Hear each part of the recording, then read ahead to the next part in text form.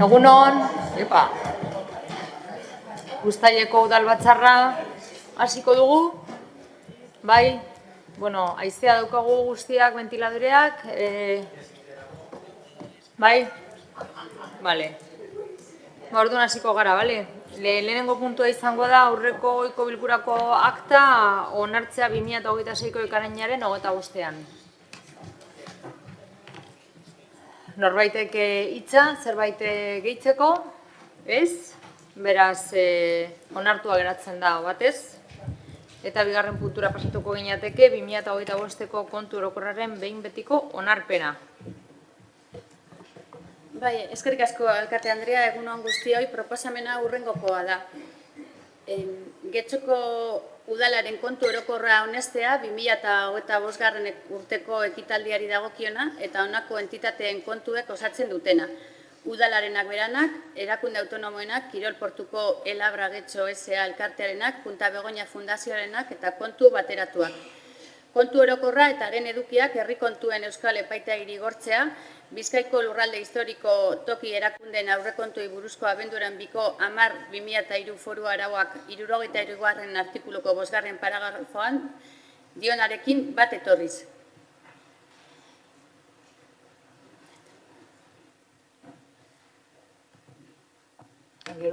Bai, egunon denei. Andrea. Egunon. Esan dakoa bezala, gai hau Getxo udalaren 2025ko kontu orokorraren aurkezpena eta probetzea da. Hau, azkenean ematen dautzaguna da, azken prozedurari pasua, zen eta dakizuen moduan, ja pasatu da kontu hau bere informazio guztiarekin, aldo zaurretikan gure komunizioan, han aprobatu, egon da baita behar direzen zen esaten da, publikoentzako aurkeztuta eta beraien nahi baldin bazueten edo denak nahi baldin genuen horri buruz zer esan, egon da beharrezko epea. Hori pasatuta gero, komisioa berririo eta ja bere azken ohiko prozedura honetan osoko bilkurara dator aprobazio definitiboa emoteko. Norbaitek hitza? Ez, beraz bozketara pasatuko gara, aldeko bozkak, PSE, Partido Eusko, PSE eta EAJ PNV.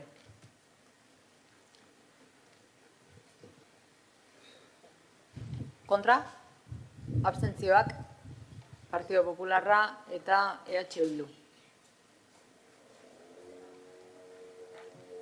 Elkarrekin Podemos Aitat Artasun baimenean dago, eta Partido Popularrari ere zinagotzi bat falta zaio. Eskerrik asko.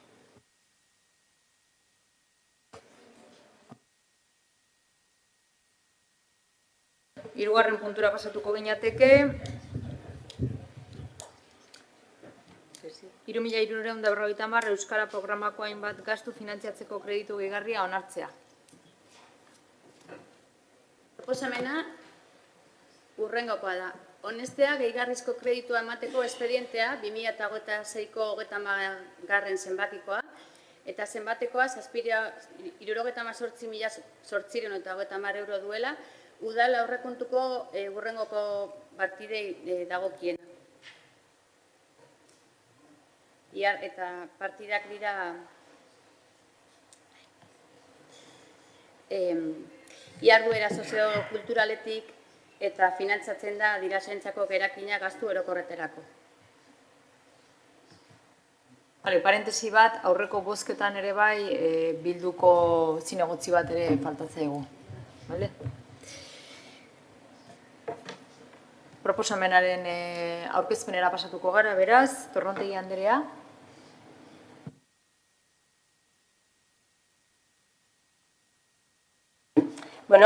Kasu honetan, badaukagu, idazkariak izan dagoa bezala, badaukagu kreditu gehigarri bat. Kasu honetan izango da Euskarako programako hainbat gastu finantzatzeko. Hau esan da eskero, espedientean dekozue informazio guztia, eta zelan saiesten da bi arlo desberdinetan, bakotza bere programarekin, eta hortze bertan badekozue informazio guztia, zehatz-mehatz, zertarako diesen programa bakotzak, eta zertarako erabiliko ditugun. Ez gazu, usatzez informazio guztiak usue. Norbaitek hitza? Ez? Beraz, bozketara pasatuko gara, aldeko bozkak, PSE, Euskadiko Ezkerra eta Eusko Alderdi Jeltzaleko bozkak, alde, kontra, eta EH Bildu, parkatu. Bero honegia. Eta kontra, Partido Popularra. Abstentziorik ez. Laugarren puntura pasatuko ginateke beraz, bozeramaileen batzordeak 2026ko uztailaren 13an hartutako adierazpen instituzionalaren berri ematea, foruen aboluzioaren 150 urte hurrenari eta alkateen mugimenduaren 50 urte hurrenari buruz. Idazkari Anderea. Bai, alkatetzak proposatuta gehiengo sartutako hurrengo adierazpen instituzionalaren berri ematen da. Foruen abolizioaren 150. urte hurrena eta alkateen mugimenduaren 50. urte hurrena direla eta 2026. urtea garrantzi historiko eta politiko berezia du Euskal Herriarentzat. Izan ere, beste zenbait mugarriren artean, hala nola Eusko Jaurlaritza eratu zela 80. urte betetzen dira, aurten bi efemeride nagusi ditugu. Batetik, 1876ko uztailaren 21ko foruen aboluzioaren 150. urte hurrena, eta bestetik, 1976an Bergaran bildu zen alkateen mugimenduaren 50. urte hurrena. 1876ko uztailaren 21ko legeak Araba, Bizkaia eta Gipuzkoako foru erregimenaren abolizioa ekarri zuen, bigarren karlistadaren amaieraren testu inguruan. Nafarroa garaieraren kasuan foru araubidearen eraldaketa eta burujabetza instituzionalaren murrizketa sakona lehenago gertatu zen, 1851ko lege hitzartuaren bidez lehen karlistadaren ondoren. Lehenago, 1789-1790 urteen artean, Frantziako iraultzaren eskutik Lapurdi, Nafarroa behera eta Zuberoako euskal lurraldeen eskubide historikoen abolizioa gertatu zen. Hiru prozesu horiek, bakoitza bere une historikoan eta bere berezitasunekin, Euskal Herriko lurraldeek mendeetan garatutako instituzio, eskubide historiko eta burujabetza politikoaren galera eta murrizketa ekarri zuten. Erabaki haiek herri borondatearen gainetik ezarri ziren eta ondorio sakonak izan zituzten Euskal Herriaren egituraketa instituzionalean, lurralde artikulazioan eta autogobernuan. 1876ko abolizio hartatik mende bat geroago, 1976ko uztailaren 21ean, frankismoaren amaieraren testuinguruan eta trantsizio politikoaren atarian, Euskal Herriko hainbat udal ordezkari Bergaran bildu ziren. Alkateen mugimendu bat, foruen abolizioaren mendeurrena baliatu zuen Euskal Herriaren nortasun nazionala, eskubide historikoak, udal tradizio demokratikoa eta autogobernurako nahia aldarrikatzeko. 1976ko adierazpen hartan jasotako espirituak gaurkotasun osoa du oraindik ere. Izan ere, udalerriek Euskal Herriaren historioan izan duten eginkizun politiko eta instituzionala funtsezkoa izan da, eta gaur egun ere udalerakundek herritarren borondate demokratikoaren adierazpide hurbilena izaten jarraitzen dute. Bergaran izan ziren alkateek eta zinegotziek aitortu zuten ez hitzaleiala samurra gertatu herriaren nahia eta erabakia ulertu eta argitara eramatean beren gain hartu zuten erantzukizuna betetzea. Hala ere, haiek uste zuten, heldu zela garaia argi eta garbi adierazteko herriaren eskubide politikoak iraungi ezinak eta ukaezinak direla. Auziaren benetako funtsa ez bai zegoen foraltasun zaharrean, eskubide historiko horiek eguneratzean baizik. Foruek adierazten zituzten subiranotasun eremuak Euskal Nazio ikuspegitik gaur egunera eta etorkizunera proiektatzean alegia. Orduan bezala, bizi dugun egoera honetan ere, desafio berriei ekin beharrez aurkitzen gara, eta argi aldarrikatu nahi dugu, etorkizuneko gizarte erronkei erantzun baikor bat eman ahal izateko Euskal Herritarren ahotsak bere lekua behar duela, hitzaren eta erabakiaren jabe behar dugula izan. Oso garrantzitsua da une hau hartu behar ditugun erabakietan asmatzeko. Erantzukidetasun politiko eta sozialaren garaia da. Gure herria eta bere jendea aurrera ateratzeko ordua. Garapen ekonomikoa, gizarte justizia eta subiranotasun politikoa oinarritzat hartuta. Erronka horiei guztiei ezin zaie behar bezala erantzun eskumen mugatuekin. Gaurko auziek gaurko tresnak eskatzen dituzte, eta Euskal Herriak autogobernu eta burujabetza handiagoa behar ditu bere etorkizuna bere herritarren borondate demokratikoaren arabera antolatzeko.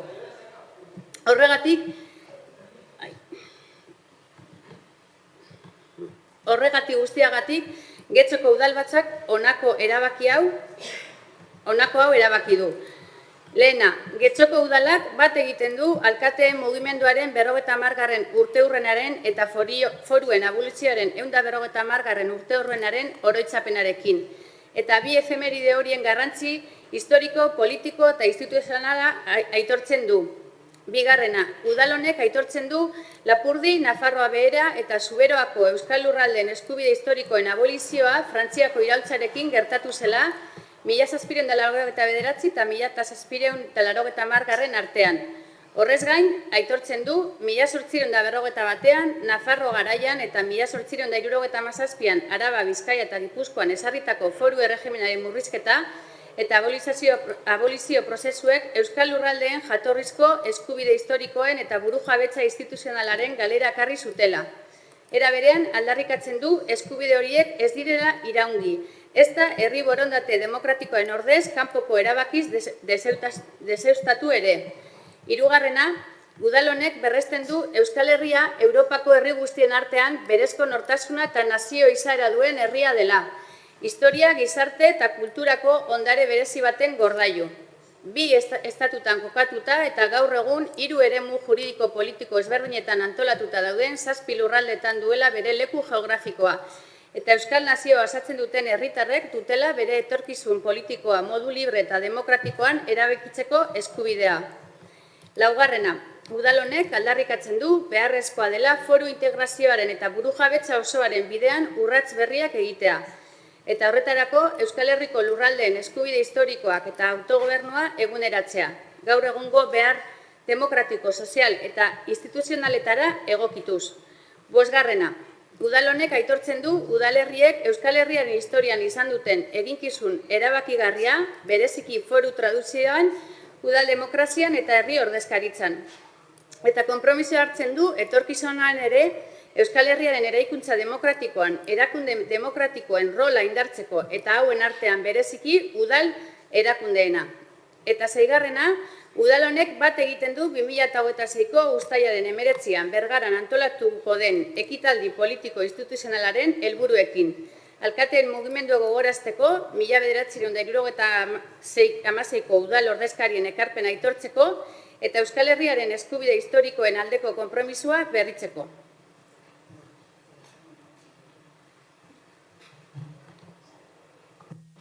Norbait egitza?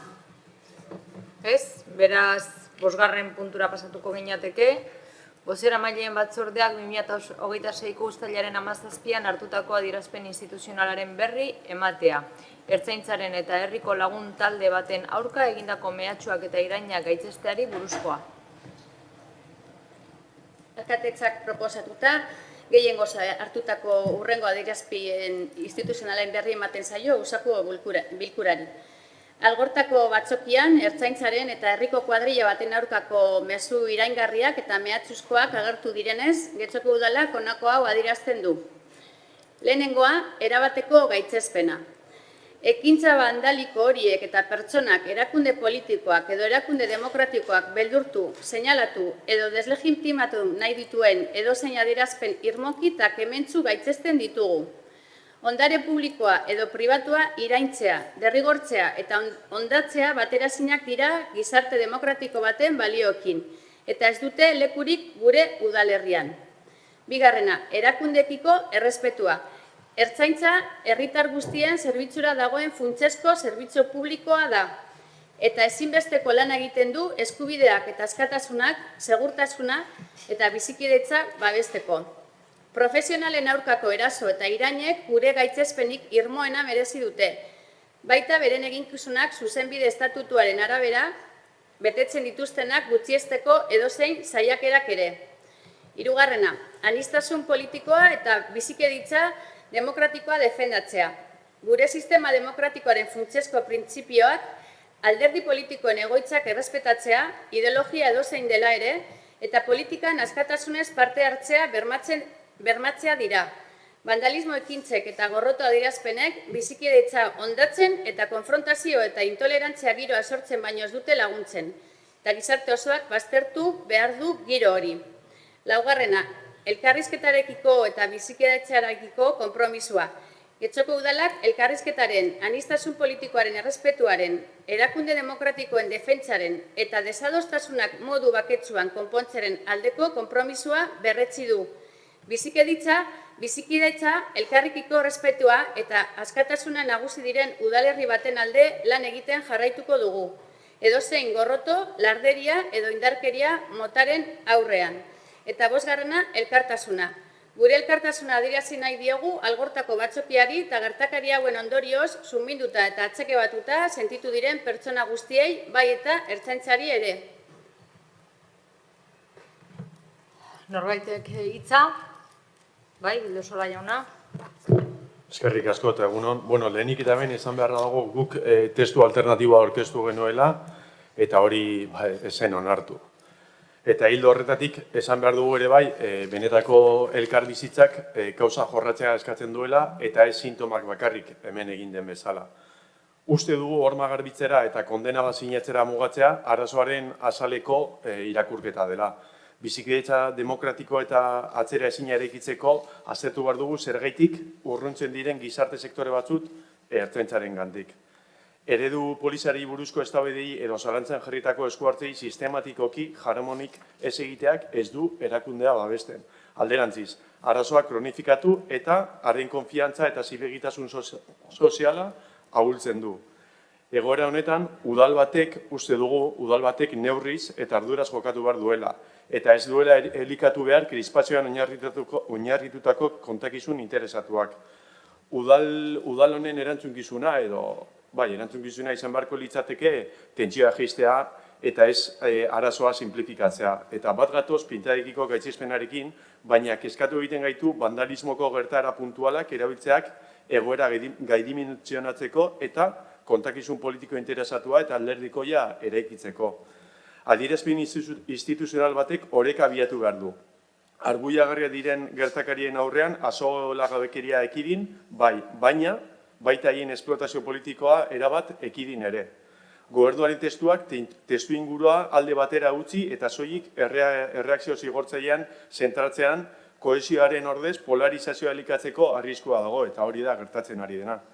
Gobernuaren testua poliziaren edozein jarduerari baldintzerik gabeko babesa ematea eskatzen duen defentsa planteatzen du. Guk defendatzen dugu ertzaintza, batez ere, herritarren zerbitzura dagoen zerbitzu publikoa izan behar dela. Beraz, neurrigabeak beharrezkoak ez direnak edo justifikatu gabeak direla salatutako esku hartzen aurrean, kezka adieraztea ez da poliziari zilegitasuna kentzea. Uste dugu hori dela kontrol demokratiko sano eta beharrezko bat gauzatzea. Polizia ereduaren berrikuspen sakona proposatzea, bai prebentziora, gardentasunera eta giza eskubideetara bideratua, hori da erakundeari epe luzera defendatzeko eta prestigiatzeko modurik onena. Beraz, eta bozeira maila batzordean adierazi genuen bezala edo esan genuen bezala, ez gaudadoz egin den egoeraren irakurketarekin. Eta zintzoki dinotzuet, aukera bat galdu duguela instituzio bezala oinarriak ezartzeko eta benetako elkarbizitza eraikitzeko.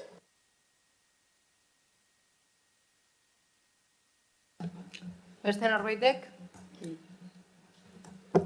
Ozio Anderea. Bai, eskerrik asko alkate Anderea. Gaur irakurri den adierazpen instituzionalak oso mezu argia uzten du. Getxon mehatxuek, irainek eta larderiak ez dute lekurik. Y ese es precisamente... Eta hori da, hain zuzen ere helarazi nahi dugun mezua, erakunde bezala. Getxon ez dago lekurik mehatxuentzat, irainentzat eta larderiarentzat. Izan ere, horma batean seinalatzen denean eta mehatxatzen denean kuadrilla bat, eta babesten gaituztenak erantzuna ezin da izan parte batekoa baizik eta denona, denok erantzun behar dugu, eta zehaztu nahi dut honako hau planteatu da, EH Bilduko bozeramaileak planteatu du, hain zuzen ere, beste testuak aipatzen zuen eredu poliziala, eta polizia ereduaren inguruko eztabaida beste foro batzuetan eman behar da, eta hori esan genuen bozeramaileen batzordean. Baina horma horretan agertzen zena esen eztabaida bat, irainak ziren mehatxuak auzokideen aurka, herria honetako pertsonen aurka, eta hor ez dago inabardurarik.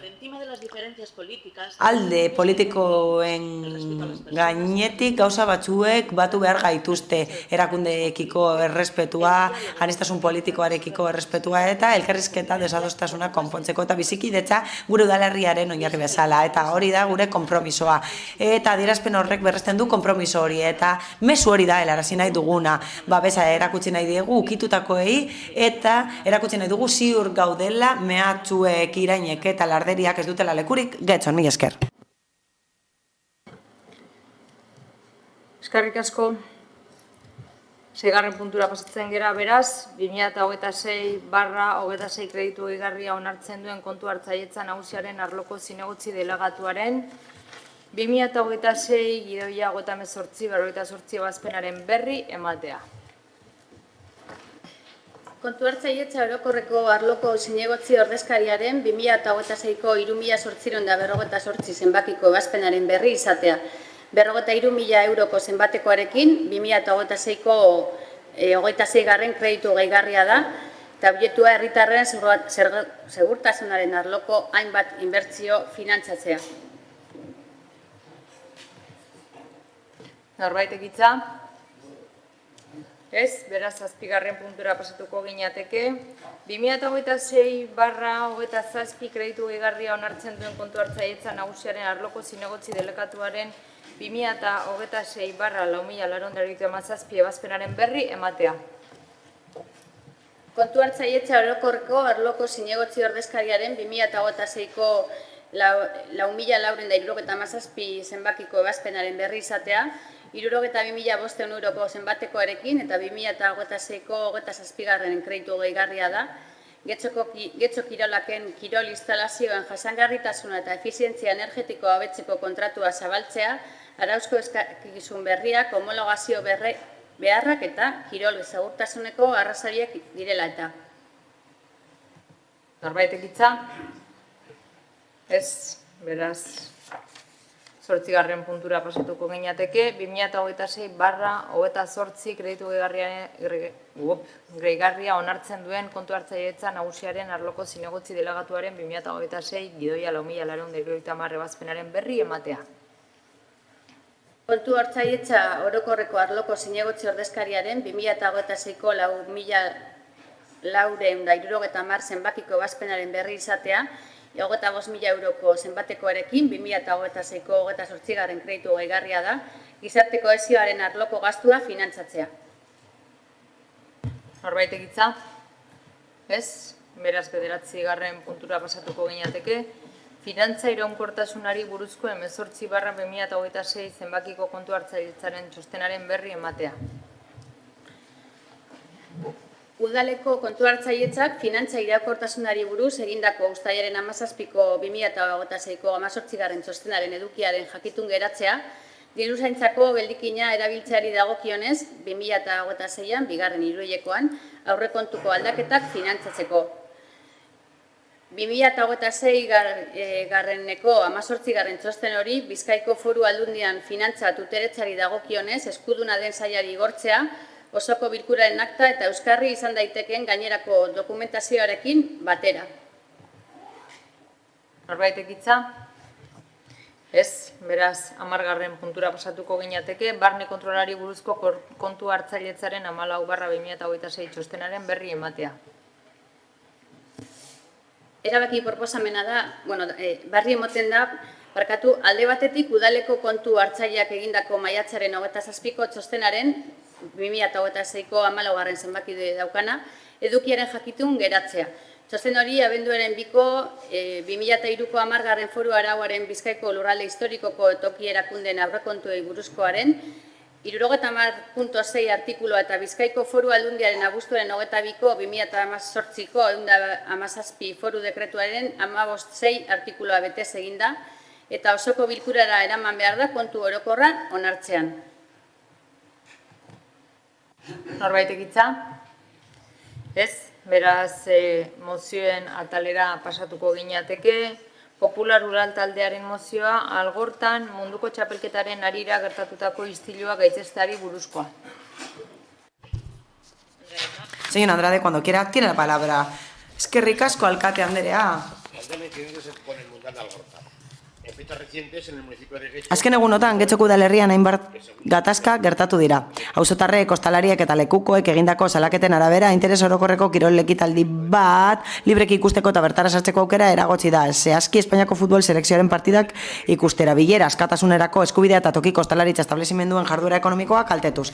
Lehenik eta behin, futbol munduko txapelketaren babesleetako batekin lankidetzan aritzen den enpresa baten saltokiaren erakusleioan pegatina jartzeko kanpaina abiatu zen. Ondoren, sare sozialetan kanpaina bizia abiarazi zen, helburutza zuen gure herritarrek Algortako ostalaritza establezimenduetan munduko txapelketako partidak ikustea eragoztea. Kanpaina horren baitan, gazte bortitzak kaleetan agertu ziren, eta hainbat ostalaritza establezimendutara joan ziren, telebistak itzaltzera behartzeko, bertan munduko txapelketako partidak ikusten ari baitziren. Gertakarien larritasuna eta oinarrizko eskubideak ala nola bilera askatasunerako eskubidea eta jarduera ekonomiko askea babesteko beharra kontuan hartuta bidezkoa da udal honek adierazpen instituzional bat onartzea. Oinarrizko eskubideak urratzen dituen edozein jarduera gaitzesteko eta biktimei zein tokiko jarduera ekonomikoari babesa adierazteko. Horregatik Udalerriko Alderdi Popularrak honako erabaki proposamena aurkezten du lehenengoa. Getxoko udalaren osoko bilkurak berariaz adierazten du Getxoko udalerrian pertsona guztiei adierazpen askatasunerako eta bilera askatasunerako eskubidea bermatzen zaiela. Baita kirolikurrak banderak edo Espainiako selekzio nazionalaren elastikoa janzteko eskubideare. Bigarrena, udal zerbitzuei eta segurtasun indarrei eskatzen zaie erreta berezia jar dezatela edo zein jarduera diskriminatzaile edo ideologia politika nortasun edo bestelako arrazoiengatiko mehatxu edo ertzapenik gerta ez dadin. Hirugarrena, Getxoko udalaren osoko bilkurak irmoki gaitzestean ditu Espainiako futbol selekzioaren munduko txapelketako partiden harira udalerrian gertatutako indarkeriasko eta larderiasko jokabide guztiak. Laugarrena eta azkena, mozionen berri udalaren komunikabideetan ematea. Zeharkako bat dago, mesedez?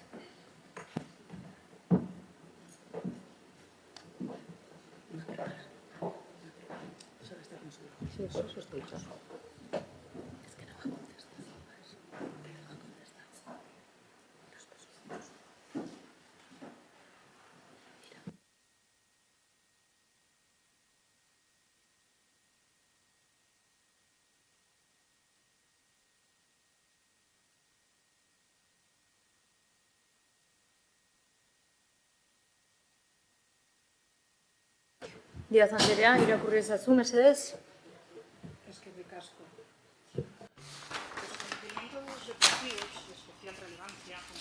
Garrantzitsua diren kirol ekitaldiak ere adierazpen sozialeko espazio dira eta horietan simboloak, identitateak eta pertenentzia sentimenduak aurki ditzakegu. Gure gizartea anitza da, Getxon eta beraz zilegi da Espainiako selekzioa babestea, nazioarteko aitorpena ere Euskal Herriaren kasuan aitortzea eta oro har bakoitza nahi duen bezala jardutea. Pluralismo praktikoak ez du esan nahi batari edo besteari uko egin behar zaionik. Bestalde, gatazkaren aurkako jarrera erakutsi nahi dugu intimidaziorik, amenazari gabe jarduteko eta ezin ditugu espazio publikotik kanpo utzi bestelako preferentziak dituztenak. Espainiako selekzioaren partida jarraitu nahi duten pertsonak edo kamiseta jarraitu nahi dutenek egin dezakete. Hori ezin da izan norberaren askatasunaren aurkako zerbait. Era berean, Euskal selekzioaren ofizialtasuna ere zilegi izan behar da. Beti ere presiorik edo intimidaziorik ez badago. Instituzio publikook badugu ardura espazio komun bat mantentzekoa eta bertan entitate desberdinek espresatzeko aukera izan behar dute identitate eskluiente bihurtu gabe. Eta beraz ez dugu inolaz ere baimendu behar pertenentzia instrumentu modura erabiltzea legitimitate demokratikoa ere zalantzan jarrita. Polarizazioa ez da diskurtso estremoetatik sortua. Konfrontazio identitatearen klima bat ez sortzea bermatu behar dugu. Instituzioa badugu ardura, espazio komun bat mantentzeko eta bertan identitate desberdinek beren burua dirazteko eta gatazka demokratikorik ez izateko aukera izan beharko dute. Pertenentziak baldintzatu gabe. Eta horregatik, uk egin behar dugu gaitzespen orori. Pertenentzia esartzeko obligazio orori. Beti ere, pertenentzia batzuk beste baten gainetik hierarkizatzen direnean. Konfrontazio identitariorik gabeko herria nahi dugu. Beraz, Getxoko udalak preferentzia deportibo, kultural, politiko edo identitarioak errespetatuko ditu. Euskal selekzioen ofizialtasuna Espainia apoiatzekoa eta gainerakoak barne. Beti errespetuz jardunez guztion eskubidekiko. Getxoko udalak deitoratu egiten du mehatxu edo indarkeria mota oro kirol jardueretan. Hirugarrenik, Getxoko udalak deitoratu egiten du polarizazio sozialeko dinamikak barne hartzen dituen jarduera oro. Eta azkenik Getxoko udalak berresten du bere konpromisoa konbibentzia eredu anitzaren alde. Guztiak ere, pertsona guztien nortasunaren parte dira eta bata ere ezingo da erabili edo kanpo utzi, seinalatu edo ukatu.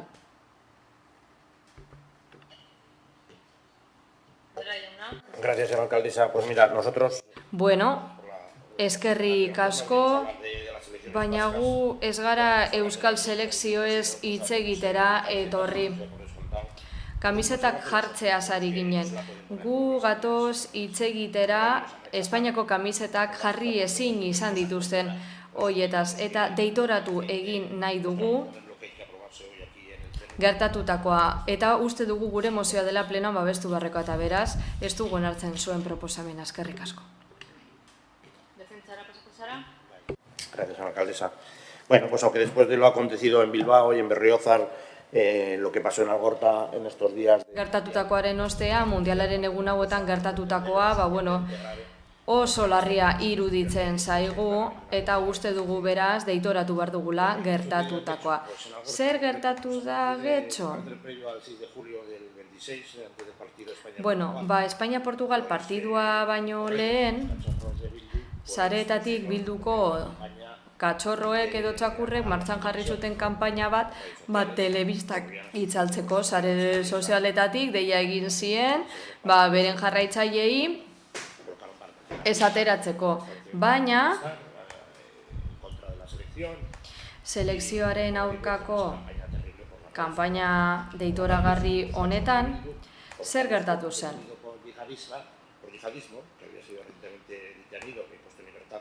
Bueno, jihadismoaren arira izandako detentzio bate izango balitz bezala, arraitu zen jentea eta ostalaritzari presio egin zitzaion telebistak itzaltzeko eta partidu ez emateko, telebisten aurran jarri ziren, izugarrizko enfrentamentuak egon ziren eta guri guztia bildu deituta. Hainbat delitu egin ziren, koakzio delitua alde batetik, injuriena, bere jazioena, gorrotoarena, hainbat eta hainbat mehatxu eta insulto egon ziren, enfrentamentu pertsonalak. Eta taberna horietan zegoen gazteria getxostarrak abisatuta egon baziren ere, sare sozialetik ez zegoen polizia bakar bat ere.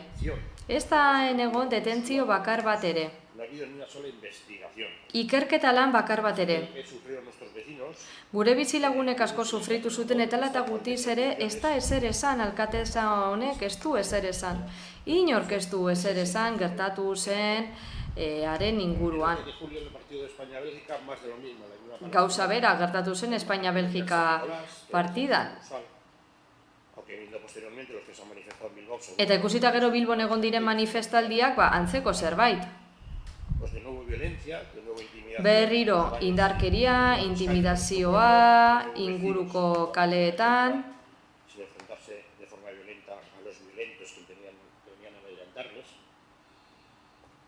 De nuevo el 14 de julio, más de lo mismo, más pegatina. Uztailaren 14an gauza bera gertatu zen. Pegatina gehiago, pankarta gehiago, hurrengo egunetan gauza bera pasatu zen.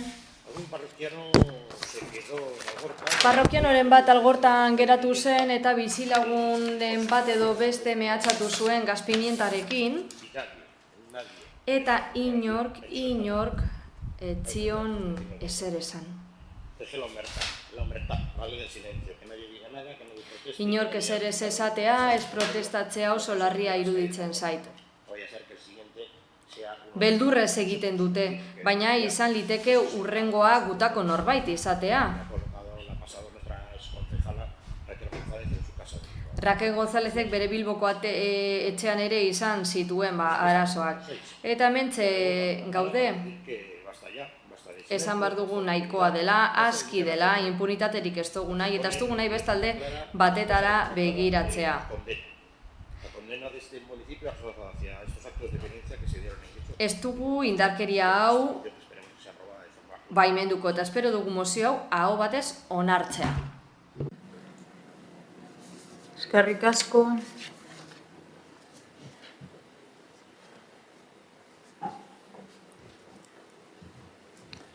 Díaz Anderea. Eskerrik asko. Decíamos que es tan legítimo apoyar a los Esan dugu zilegi dela Espainiako selekzioa babestea eta zilegi da era berean esas posiciones expresas. munduko txapelketa bezalaze ospatzen den kirole ekintza batean, postura desberdinak egotea, baina gero gatazkak egotea ez. Uste dugu ez garela behartu behar simbolo berdinak, sentimendu berdinak, bestera. Azken finean ikusi beharko dugu, desberdintasun horiek libreki, erakutsi aldiren espazio publikoa berean. Eta horregatik uste dugu Una condena abstracta de cualquier expresión política intensa. espresio politiko intenso guztiak zilegi direla. Kritikak zilegi dira, ofizialtasunen babesa zilegi da. Eta bera zilegi da baita ere Espainiako selekzioa babestea eta taberna batean edo beste nunbait azken finean, batzea partida ikusteko, baina hori ezingo da amenaza edo esklusio bihurtu kontrakoa pentsatzen dutenekiko. Hau azken finean gure identitate kolektiboaren parte da eta pertenentzia desberdina ditugu guztiok eta beti ez datoz bat. Arazoa noiz agertzen da, pertenentzia horietako bat exageratzen denean, inkompatible modura aurkezten denean eta pertsonak aukeratzera behartzen ditugunean. Momentu horietan azken finean zilegitasun bat galtzen da. Hau gertatzen da kirolekitaldi batean, preferentziak eta bestaldekoak gaientzen direnean eta erabiltzen da komunidadeak homogeneoak zein aurkaratzen direnak eraikitzeko.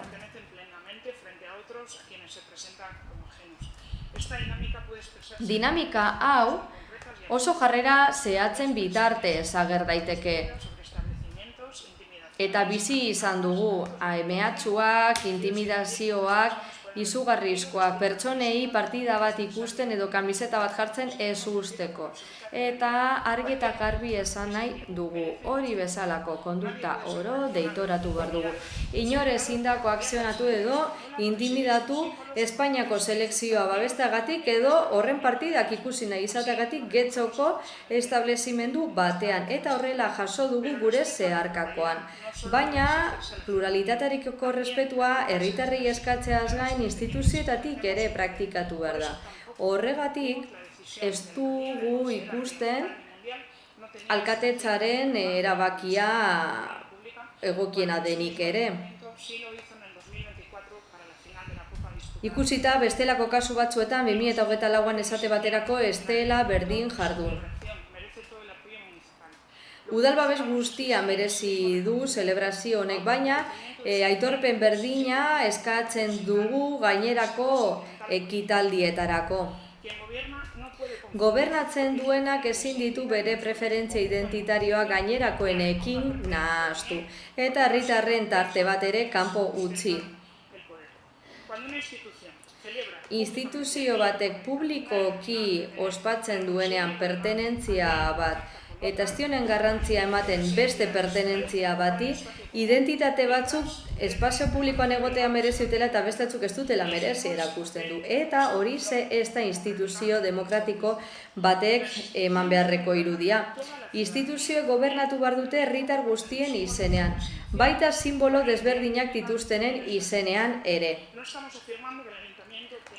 Ez dugu esan nahi udalak kirol ekitaldi danak antolatu behar dituenik. Esan nahi duguna da, hau bezalako egoeren aurrean erabakiak irizpide objektibo eta gardenen bitartez hartu behar direla. Eta ez selekzioaren edo simboloaren arabera. Izan ere polarizazioa ez da sortzen bakarrik talde radikaletatik edo mudurreko diskurtsoetatik. Erabaki instituzionaletatik ere sor daiteke. Pertenentzia batzuk beste batzuen gainetik jartzen direnean eta gizartaren parte batek sinesten duenean edo ikusten duenean zilegi direla beren parte batzuk eta beste batzuk ez. Konfrontazioa era berean beste gauza batzuekin ere alikatu daiteke. Azken finean, baliatzen gara egoera jakin batzuez, komunitatea representatzeko eta azken finean ezin onar daitezkeen egoerak sortzen dira. Kontakizun hau konplexua da eta ezin daukeratu. Esker. Beste norbaitek, Rodríguez jauna. Bai, egunon. Lehenik eta behin eta txartu ulertze interesatuak baztertzeko, edo erabilera maltzurrak edo gizarroak usatzeko, argi gera dadila gauza bat. Edozein eraso gaitzetzen dugu, edozein pertsonak nahi duena defendatzeko eta babesteko eskubidea du, beti ere marko demokratikoaren barruan, eta ez du horregatik bere burua arriskuan ikusi behar. Nahi duenak animatu dezala Espainiako futbol taldea eta nahi duenak defendatu dezala euskal selekzioa. Baina ez, esaldi hau ez da egia. Ez da egia gaur egun, eta hemen, Espainiako futbol taldea animatzen duten askok, adibidez Pepekoek ez dutelako horrekin nahiko, eta aldi berean beste batzuk euskal taldea animatzea debekatzen digutelako. Eta debekoa ozen aurpegiratzen digutelako. Eta ontxe bertan alderdi sozialista bota duen diskurtsoa oso polita izango litzateke benetako egoera hori balitz, baina alderdi sozialista debeku horren parte erabakigarria da. Beraz, bere diskurtsoa erabat jausten da. Berez, hori gaitzesten dugu ere bai. Herri honen nahien kontrako eraso iraunkorra. Eta horren parte dira bai PPek eta bai alderdi sozialista. Eta bortizkeria ez da gure bidea, eta bortizkeria baztertzen dugu. Eta euskal selekzioa da gure autua, eta gure autuaren defentsan hainbat mobilizazio egin dira. Eta hainbat mobilizazioetan egon gara, eta egongo gara helburu lortu arte. Baina, klaro, PPri soilik gustatzen zaie mobilizazioak beren aldekoak direnean. Bestela, eraso bihurtzen ditu. Mozioa irakurri genuenean, sentsazio ezberdinak jaso genituen. Bata, nazka, lotza, haserrea, barrea, denetarik. Baina, batez be, mozioan oinarritzen da gezur batean. Eta oinarritzen da gezur batean. Pepek aipatu du eraso bat. Eta gezur bat esan du. Erasorren aurrean, badago adibidez, nire adierazpen publikoa. Publikatua dago. Eta erasotuaren aldeko babesa, publikatuara, zuzenean berari. Baina ez ditu aipatu beste bi eraso. Baina beste bi erasotzaileak ziren Espainiako kamiseta zeuzkatenak. Horiek ez ditu aipatu. Berez, Pepek batzeko eskubide aldarrikatzen du, baina soilik aldarrikatzen du Peperen aldeko aldarrikapena baldin badira. Mozioan badago oso esanguratsua den eta Pepek politika nola ulertzen duen paragrafoa, eta da, se continuó con una campaña intensa en redes sociales. Sare sozialetan kanpaina bizi egiten jarraitu zen gure bizi lagunen munduko txapelketako partidak Algortako ostalaritzako lokaletan ikusi itzaten saiatzeko. Andralderi baimena eskatu beharra zaio sare sozialetan hitz egiteko? Esaldi honeko ondo erakusten du zer den Alderdi Popularra, zein den bere benetako genean. Adierazpen instituzionalak gainera, bozeramaile batzarrean egiten dira eta ez beste leku batean.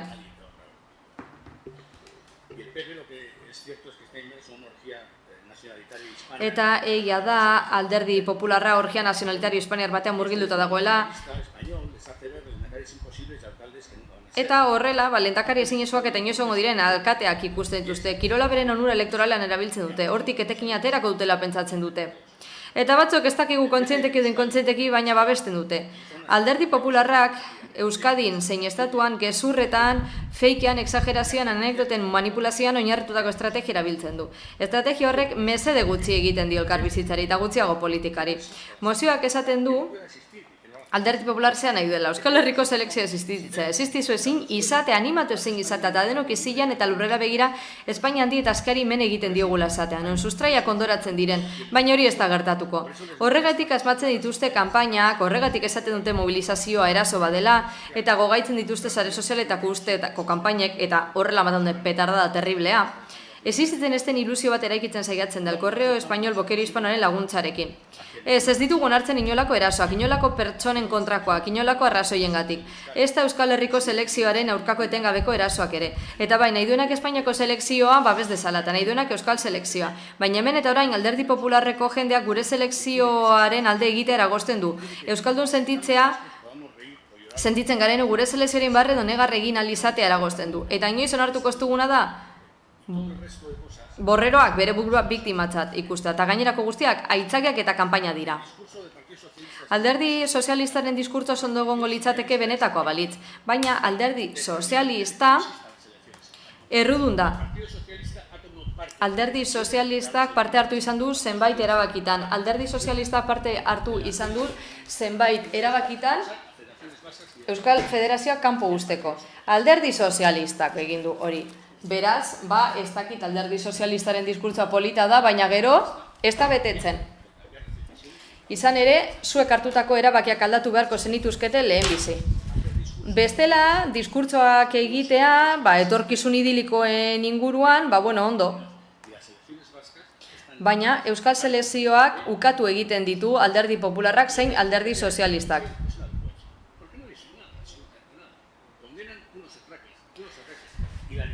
Kondenatu dituzte eraso batzuk, baina gero adierazpen askatasuna zer?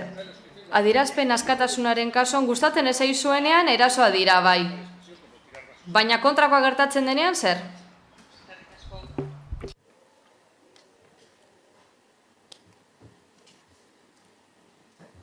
Eguren Anderea.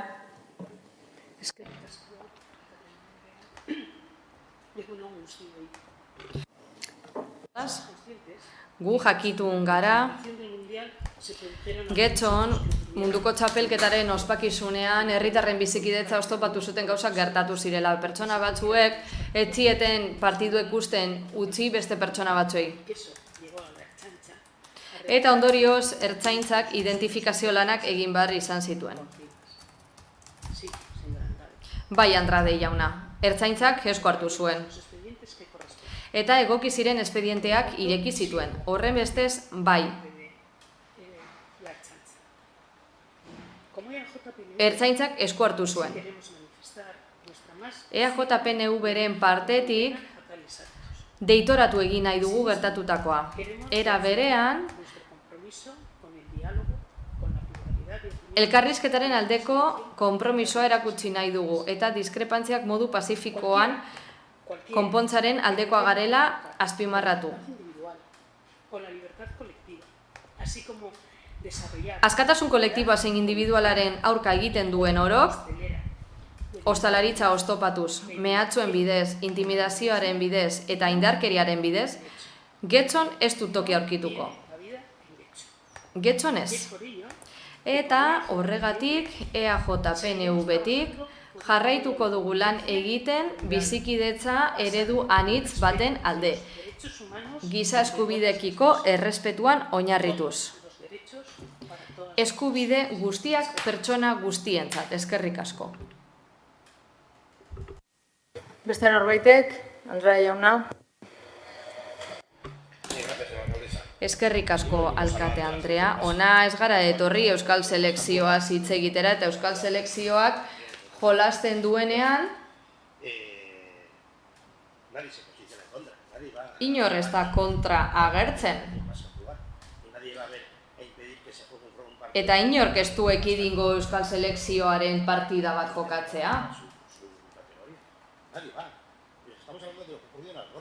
esaten ari gara Algortan zer gertatu zen. Bertan, egonda gure lerro politikoko jendea eta kalera atera dena. Eta ikusi dugu nola, telebistak itzaltzera behartu zituztela jentea eta izugarrizkoak egin zirela tabernetan telebista ez jartzeko. Eta zuen artetik 30-40 gazte agertu ziren eta itzela izen eta gehiago ezen gertatu, herritarrei esker. Herritarrak lasai geratu zirelako, baina azken finean erantzun izan balute izugarrizkoa muntatuko litzateke. Hori deitoratzen ari gara eta ez beste ezer.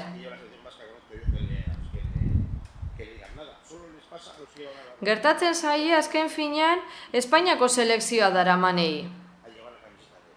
Eta zergatik? Hau ez da bizikidetzaren alterazioa, indarkeria baitzik, lehen esan bezala, gorroto delitu bat izan zen.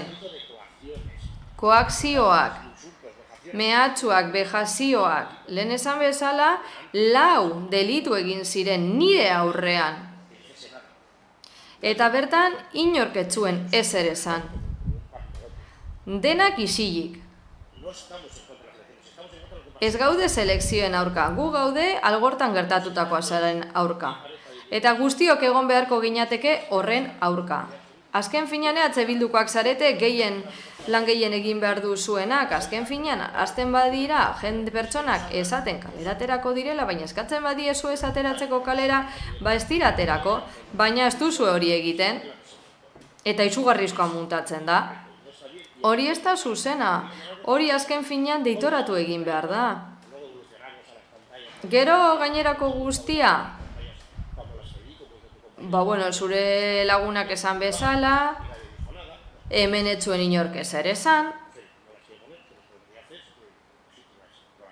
eta oroarregia da denena zilegi dela. Baina gainerako guztiari dagokionez, gainerako gauza generikoek ez dute balio.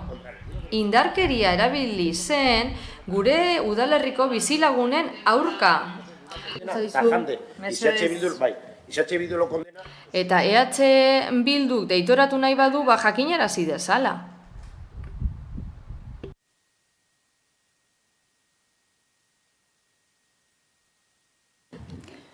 Díaz Andrea. Gu ez gatoz bat, EH Bilduk esandakoarekin. Kontu bat da, aniztasuna defendatzea eta zilegitasuna aitortzea eta beste gauza bat da, ados egotea jarrera horrekin. Gauza bat da, alderdiek duten eskubidea bere jarrera eta pentsamendua defendatzeko, eta beste gauza erabat desberdin bada, erakundeen, publikoen obligazioa. Anitzak izan behar gara, eta guztiak errepresentatuta daudela, bermatu. Alderdi popularrak esan bezala indarkeria mota oro deitoratzen dugu. Eta ondo legoke gogoraraztea zer diren identitate hiltzaile batzuk. Batzutan herrialde honetan ohitura bat dugu zenbait banderatan izkutatzeko indarkeria egiteko. Eta alderdi popularrak indar berarekin defendatu beharko luke beste aldearena baita ere. Indarkeria guztia direlako deitoratu beharrekoak.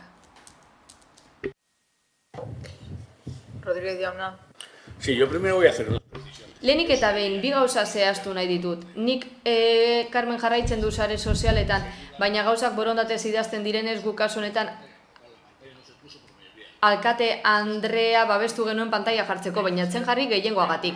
Beraz, batzuek interpretatzen dute herriaren borondatea zein den, baina oso modu bitxian. Beste alde batetik. Etzaretela Euskal Selekzioaren aurka aritzen. Baina arazoa ez da hori, arazoa da bazaudetela kontran. Espainiako Estatuak Euskal Surf Federazioa Europako lehiaketetatik kanpo utzi du. Espainiako Estatuak Espainiako Federazioaren bitartez UEFAn aldaketak sustatu ditu baita FIFAn ere 2001etik araudi aldatzeko. Rubialesekin eta beste batzuekin. Hori Espainiak egin du. Beraz, ez gezurrik esan.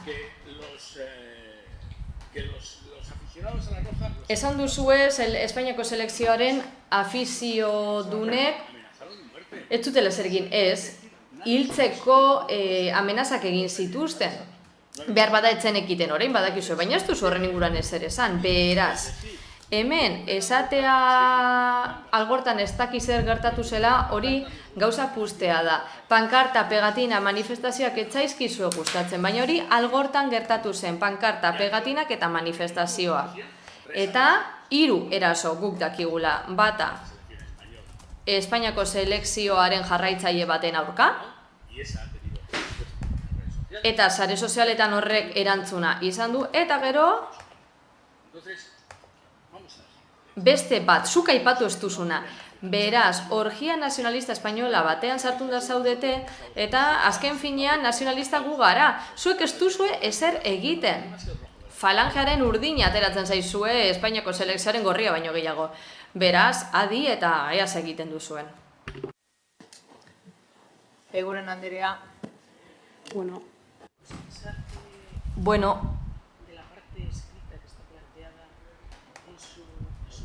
zure mozioan idatziz planteatu duzuna gora bera,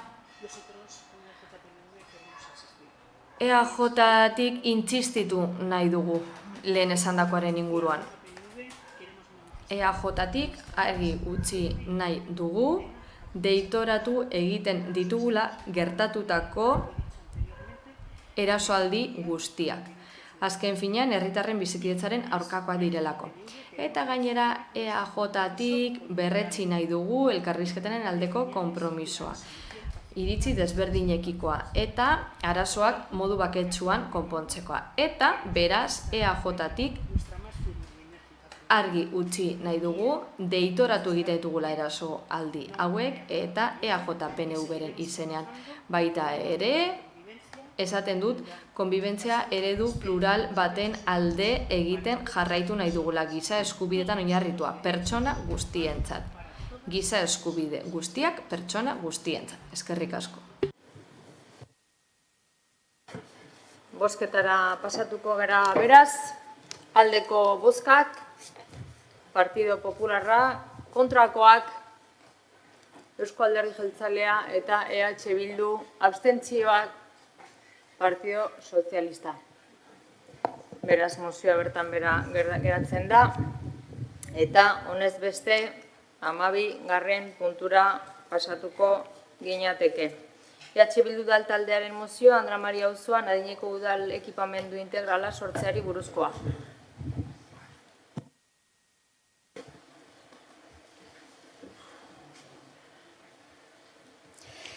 Arrakotxe Anderea. Bai. Getxoko biztanleriaren zahartzea errealitate gero eta nabarmenagoa da. Gaur egun, udalerriko biztanleen 29 inguruk 75 urte edo gehiago dituzte. Eta datozen urteetan joera hori areagotzea aurre ikusten da. Egoera horrek erronka handiak planteatzen ditu zaintza autonomia pertsonala eta mendekotasun egoeran dauden pertsonentzako arreta zerbitzuen alorrean.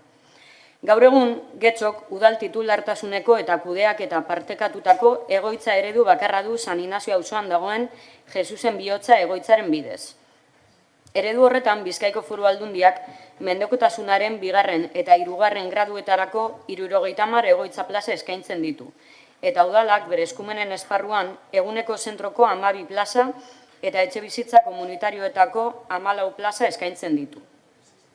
Bestalde, Romon, Bizkaiko Foru Aldundiak 100 plaza dituen egoitza berria eraikitzen ari da mendekotasunaren 2. eta 3. graduetarako. Hala ere, baliabide horiek ez dute eguneko zentrorik, ez da etxebizitza komunitariorik aurre ikusten. Horren ondorioz, beharrezkoa da zaintza sistema osatuko duten bestelako baliabideak planifikatzea, bereziki autonomia pertsonala sustatzeko eta adinekoei beren ingurunean ahalik eta denbora gehien bizitzen laguntzeko. Horregatik, Andra Maria auzoa kokaleku egokia izan daiteke udal ekimeneko baliabide berri bat garatzeko. Gaur egun auzoan ez dago udal titulartasuneko adinekoentzako ekipamendurik, eta udalerriko zerbitzuen banaketa orekatzeko aukera emango luke. Uste dugu etorkizuneko erronkek zaintza eredu komunitarioagoa eskatzen dutela, non egoitza arretarekin batera autonomia sustatzeko baliabideek protagonismo handiagoa izango duten. Horregatik, Andramarin garatu beharreko proiektu berri batek Jesusen Bihotza egoitzaren ikuspegi integratzailea hartu beharko luke referentziatzat, baina eguneko zentroko plazak eta etxe bizitza komunitarioak indartuz. Adinekoek beren bizi proiektua ingurune hurbilean garatzeko aukera izan dezaten. Horregatik guztiagatik, Getxoko udalbatzak honako akordio hauek hartzea proposatzen da. Getxoko udalak Andramari auzoan adinekoentzako udal ekipamendu integral berri bat sortzeko aukera azter dezala. Udalerriko bilakaera demografikoa eta etorkizuneko zaintza beharrak kontuan hartuta. Azterlan horretan, Jesusen Bihotza egoitzaren eredua erreferentziatzat hartzea. Mendekotasunaren gradu desberdinetarako arreta baliabideak instalazio berean integratzeko helburuarekin. Andramariko proiektuan lehentasuna ematea eguneko zentroko plazak eta etxe bizitza komunitarioak handitzeari. Zaintza eredu komunitarioago eta autonomiaren sustapenean oinarrituago baten alde. Udal gobernuak urtebeteko epean bideragarritasun azterketa bat aurkeztea. Kokapen posibleak, beharren diagnostikoa, aurreikusitako zerbitzuak, finantzak eta aukerak eta garapen faseak jasoko dituena. Mozio honen edukia Bizkaiko Foru Aldundiari helaraztea. Bi erakundeen arteko elkarlana sustatzeko eta Andramari auzoan zaintza zerbitzu publikoen eskaintza indartzeko aukerak azter daitezen. Eskerrik asko. Zeharkako bat dago.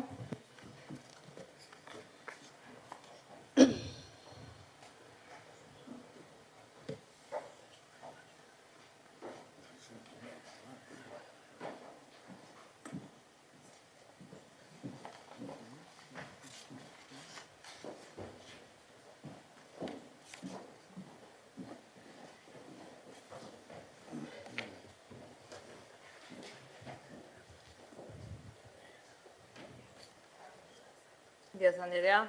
Eskerrik asko. Presentamos una propuesta Zeharkako emendakin bat, aurkezten dugu EH Bilduren mozioaren aurrean eta esaten du.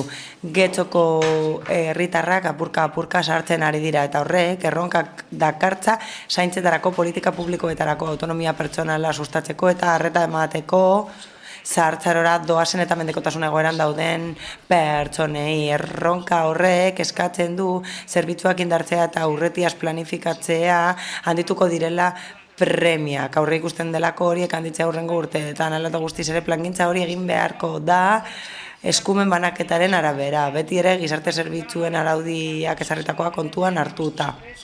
Bigarren eta hirugarren mendekotasun maila duten pertsonen arreta Foru Aldundiari dagokio eta lehenengo mailako mendekotasuna duten pertsonen zaintza udal eskumena da. Horregatik ez dagokio Getxoko udalari udal finantzazioa ematea, egoitza eredua finantzatzeko eta arreta emateko bigarren eta hirugarren mendekotasun mailan dauden pertsonei. Jesusen Bihotza egoitza aurreko ekipamendu bat da, gizarte zerbitzuen sistema osatu aurreko sistema bat da, 2008ko legeak arautzen du eta gerora Euskal Zerbitzuak garatu du.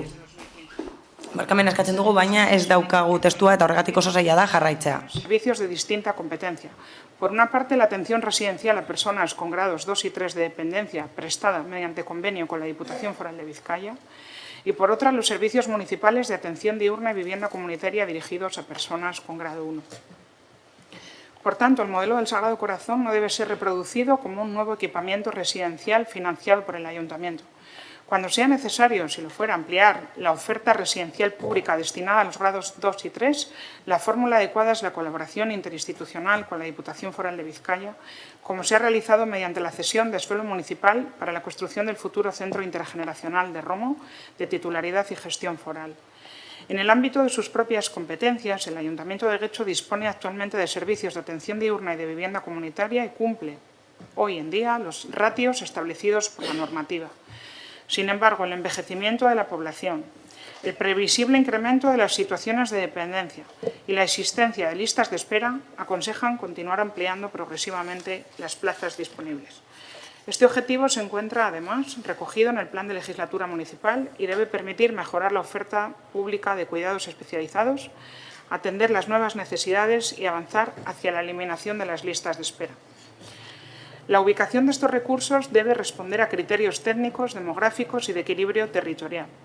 El diagnóstico realizado por los servicios técnicos municipales identifica actualmente la necesidad de incrementar la oferta de atención diurna y vivienda comunitaria en el distrito de Romo-Las Arenas.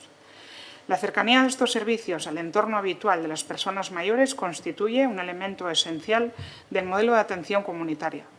Permite mantener la relación con su entorno urbano, familiar y de amistades, favorecer la participación de la comunidad y contribuir a conservar durante el mayor tiempo posible sus capacidades, su autonomía personal y su proyecto de vida. Por todo ello, el Ayuntamiento de Guecho acuerda, primero, instar al Ayuntamiento de Guecho a reforzar su compromiso con la prevención de las situaciones de dependencia, de riesgo a la dependencia y la atención a las personas con dependencia de grado 1, impulsando los recursos municipales de proximidad, como la atención diurna a las viviendas comunitarias y el servicio de ayuda a domicilio, SAD, conforme a los principios recogidos en la Ley de Servicios Sociales. Segundo, impulsar a la mayor brevedad posible el desarrollo de un proyecto que permita ampliar en el distrito de Romo-Las Arenas el número de plazas municipales de atención diurna y de vivienda comunitaria destinadas a personas con dependencia de grado 1. 3. Encomendar a los servicios sociales municipales competentes la definición de las necesidades, características, dimensionamiento y posibles ubicaciones del nuevo recurso de acuerdo con el diagnóstico técnico existente, la evolución prevista de la demanda y los principios de proximidad, atención comunitaria y permanencia de las personas mayores en su entorno habitual. Cuarto, incorporar a la planificación y a los presupuestos municipales las actuaciones necesarias para avanzar progresivamente en la creación de estas nuevas plazas, con el objetivo de reducir y eliminar las listas de espera y mejorar la oferta pública municipal de cuidados.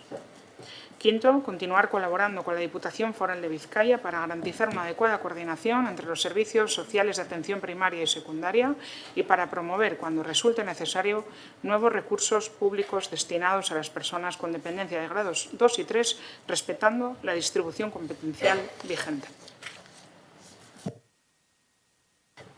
Segiten duzue, Partido Sozialistaren zeharkakoa onartzen duzue? Bai, onartuko dugu. Ederto. Defentsara pasakatuko zarete? Bai. Esan bezala eskertzen dugu zeharkakoa eta onartuko dugu. Uste dugu zaintzaren gaiak akordioak behar dituela, hau bada oinarrizko gai bat, elementu zentraletako bat izan behar da udal baten planifikazioan, eta hau bada lehentasunezko arlo bat, eta hemen bai egin behar dira apustuak eta inbertsioak. Orduan, naiz eta proposamen ezberdinak izan, guk hasiera batean planteatzen genuena, eta orain zeharkakoarekin planteatzen zaiguna, uste dugu muinean dagoena dela elementu komun bat, udal honek zaintzaren arloan zerbitzu gehiago eskaini behar dizkiela Getxoko herritarrei, eta bide horretan bat etor gaitezke. Uste dugu planifikazio bat egin behar dela, planifikazio bat epe luzera begira, epe luzeko ikuspuntuarekin, eta hor jokoan sartzen dira udal eskumenak, Bizkaiko Foru Aldundiaren eskumenak, eta noski, guk ere aipatzen genuen, koordinazio etengabea egon behar da, bakoitzak bere eskumenak ditu, eta hor ikusi behar da, zelan antolatu herri ikuspegi batekin bakoitzaren arduran egon daiteken zerbitzua. Gure herriko biztanleriaren kopuru handia zarra dela aspaldi dakigu, ez da ezer berria, eta datu hori handituko dela ere badakigu aspalditik, beraz erronka horri gaurdanik heldu behar diogu. Zerbitzu publikoak biderkatu behar ditugu, eta horrek esan nahi du aurrekontuetan dagokion isla izan behar duela. Esan bezala zaintzak elementu zentraletako bat izan behar dira, zaintzak eskubide bat dira, herritar guztiek daukagu eskubidea zainduak izateko eta ardura zaintza lanetan parte hartzeko, eta beraz zaintza sistema publiko komunitario baten bidean pausuak eman behar ditugu. Eskaria egon badago, horrelako ekipamenduak eskatzeko. Egia da zein auzotan dagoen eskari gehien, eta beraz non daukan lehentasuna plaza kopuruak handitzea momentu honetan guk ez daukagun informazioa dela. Alderdi sozialistak dino, Are eta Romo ingurua dela momentu honetan lehentasun handiagoa daukana, eta beraz, gure ustez ados eta jarrai dezagun bide horretatik. Guk proposatzen genuen Getxo inguruan, Andra Maria auzoan, naiz eta gure ustez, beti esaten dugun bezala, idealena izango litzatekeen auzo guztietan sortu ahal izatea horrelako ekipamendu hurbilak herritarrek ahalik eta modurik erosoenean garatu dezaten euren eguneroko bizitza. Badakigu hori diru inbertsioa dela eta planifikazio baten barruan kokatu beharko litzatekeela, ez dugu ezer inmediatoa eskatzen, baina, esan bezala, zeharkakoa onartuko dugu, espero dugu horrelako egitasmoek aurrera egitea, eta herritarren zerbitzurako egongo diren egitasmoetan ere, EH Bilduren babesa egongo da. Eskerrik asko, beste norbaitek, Díaz Andrea. Eskerrik asko. Agradecer... Eskerrik asko lehenik eta behin EH Bilduri gure proposamena onartzeagatik. Proposatzailearekin ados gaude planteamendu horretan sartzen ari da Getxoko herritarren kopuru handia eta gainera zaintza sare handitu behar da. Gainera ados gaude adinekoak zenbat eta denbora gehiago egon behar direla bere ohiko ingurunean bere familia harremanak, gizarte harremanak, komunitate harremanak eta autonomia mantenduz. Horregatik, zeharkako emendakina proposatu dugu, ez dugu uste handizaletasuna murrizten denik, baina gure helburua da handizaletasun hori bideratzea udal eskumenetara, egungo diagnostikora eta hurbileko zerbitzuetara. Argitu nahi genuen banaketarena, eskumen banaketarena argitu nahi dugu. Bigarren eta hirugarren mailako mendekotasuna duten pertsonak foru aldundian kudeatzen dira. Hala, lehenengo mailako mendekotasuna duten pertsonak zaintzen dira, udal eskumenen baitan eta mendekotasun arriskuan dauden pertsonen egoera kudeatzen da lehen mailako harretan eta hori udal eskumena da. Eta berizketa hori ez da burokratikoa, ezin dugu alde batera utzi eta ez da aitzakia ezer ez egiteko. Aitzitik, zehazki definituko dugu horrela zer egin dezakeen udalak eta horrela zentra ditzakegu gure esfortzua. Daukagulako gaitasuna esku hartzeko. Horregatik gure ustez ez zen egokia hori egitea eta erreproduzitzea kasuzen bihotzaren eredua beste oso batean. Egoitza ekipamendu hori integrala da eta udalak finantzatzen du. Esan bezala, horreko realitate bati erantzuten dio eredu horrek eta uste dugu ondo dagoela kudeatuta foru aldundiarekin sinatutako hitzarmen horren baitan eta gu oso harro gaude eta uste dut udal gobernua harro dagoela eta udalbatza oso harro behar da udal egoitzak ematen duen zerbitzuaz. Uste dugu beharrezkoa dela purka eskaintza publikoa handitzea arreta emateko bigarren eta hirugarren mailako pertsonei. Premio hori garrantzitsua da, baina hori argita garbi aldundiaren eskumena da. Eta edonola ere, guk haiekin elkarlanean jarrai dezakegu aldi berean, udalak erabat hartu behar du bere gain bere erantzukizuna eta horrek ez du esan nahi ez dugunik beteko legeriak eta gizarte zerbitzuen mapak esaten duena, baina errealitatea askotan arauen mugetatik kanpo dago. Horregatik adostu dugu lehenbiziko puntu hori aldatzea. Getxoko udalari eskatzeko bere konpromisoa indar dezan mendekotasun arriskuan dauden pertsonekin.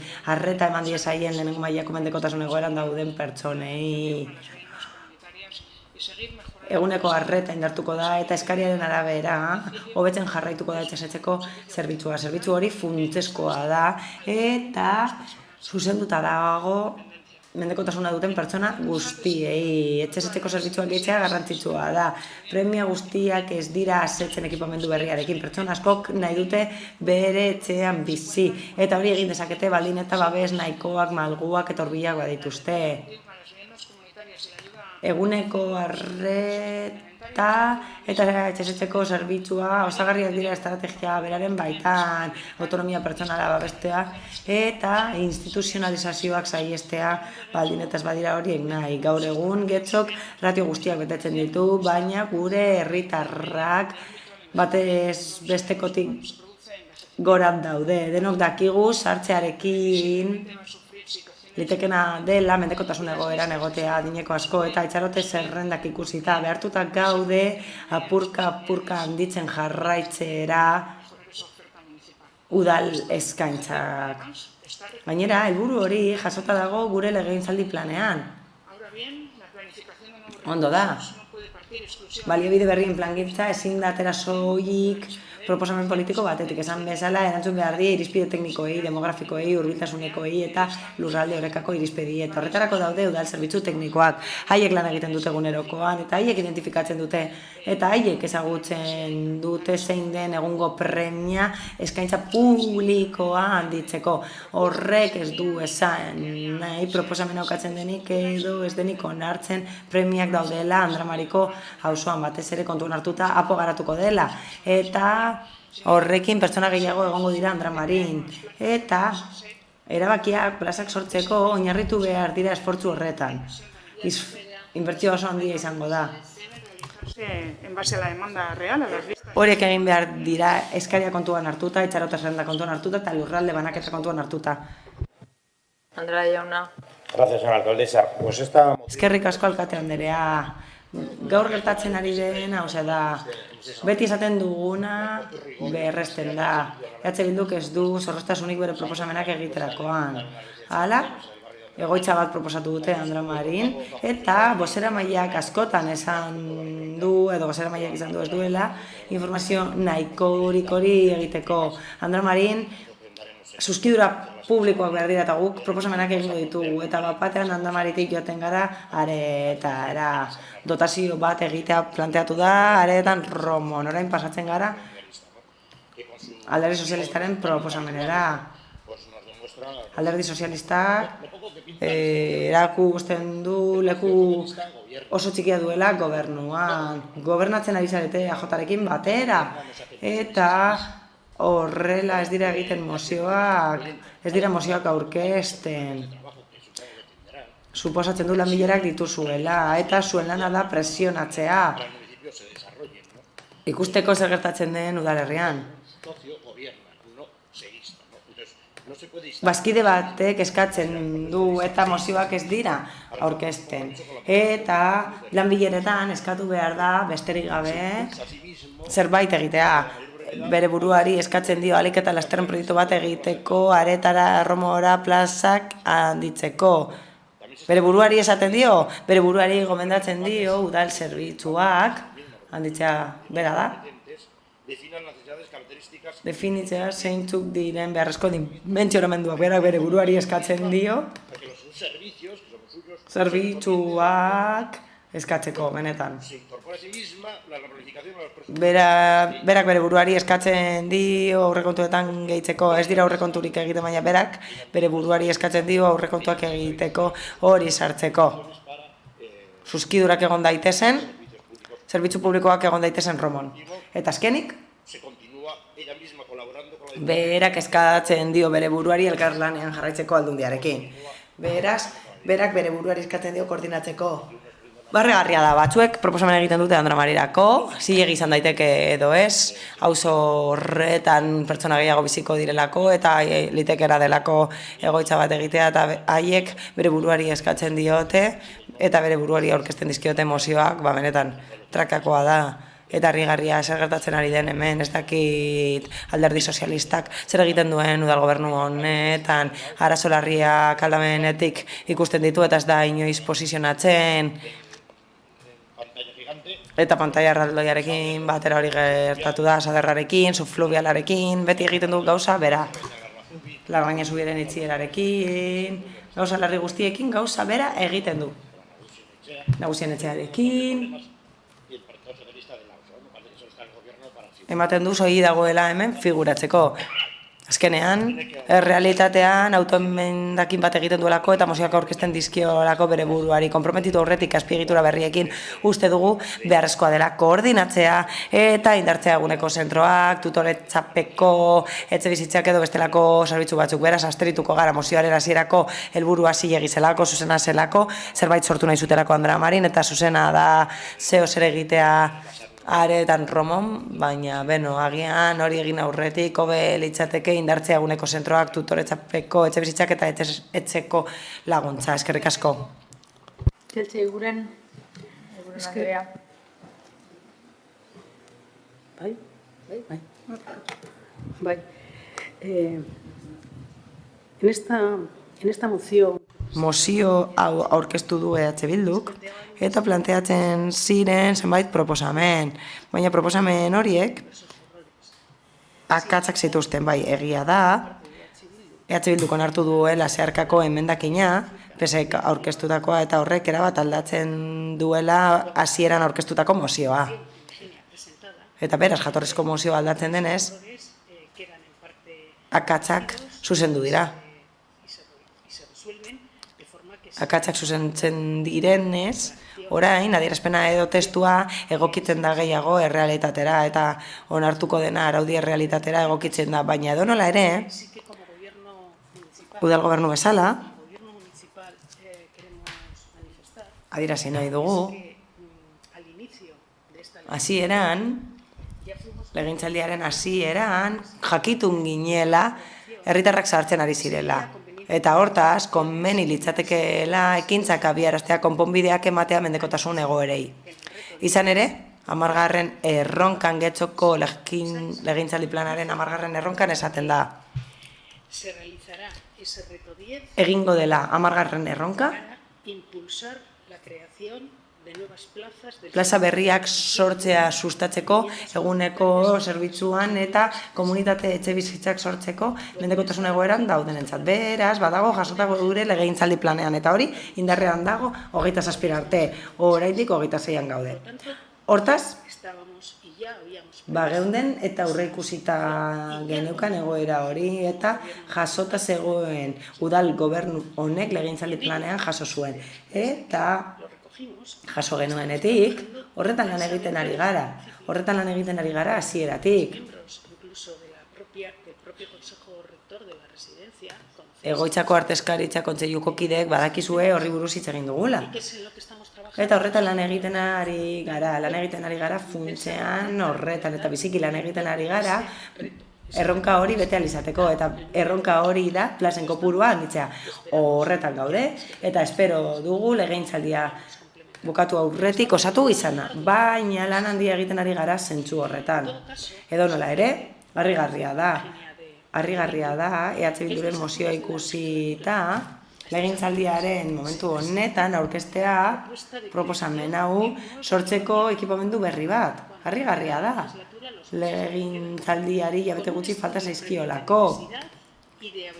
Ez da, premia eta bideragarritasunan erizirik egin, eta mozioan bertan hori aipatzen da, eta urtebeteko epea daukagu horretarako. Badakigu, ez dagoela urtebeterik horretarako. Beraz, hori hala da. Egia da, bozkatuko denarekin zuzendu dela, baina ezin dugu ahaztu hori zela EH Bilduren helburua lehenbiziko unean, eta akordioi dagokienez, esan beharra dago, lehenbiziko parteari dagokionez, 5 akordio zeudela, ekipamendu bat sortzeko aukera aztertzea Andramarin, eta hori ez etorrela bat iritzi teknikoarekin. Iritzi teknikoaren arabera, uste da, hobe dela kalean bertan dagoen ekipamendu bat sortzea Romon. Orain, onartu denarekin, egia da, hori zuzentzen dela. Bigarrenik, mendekotasun maila desberdinei dagokienez,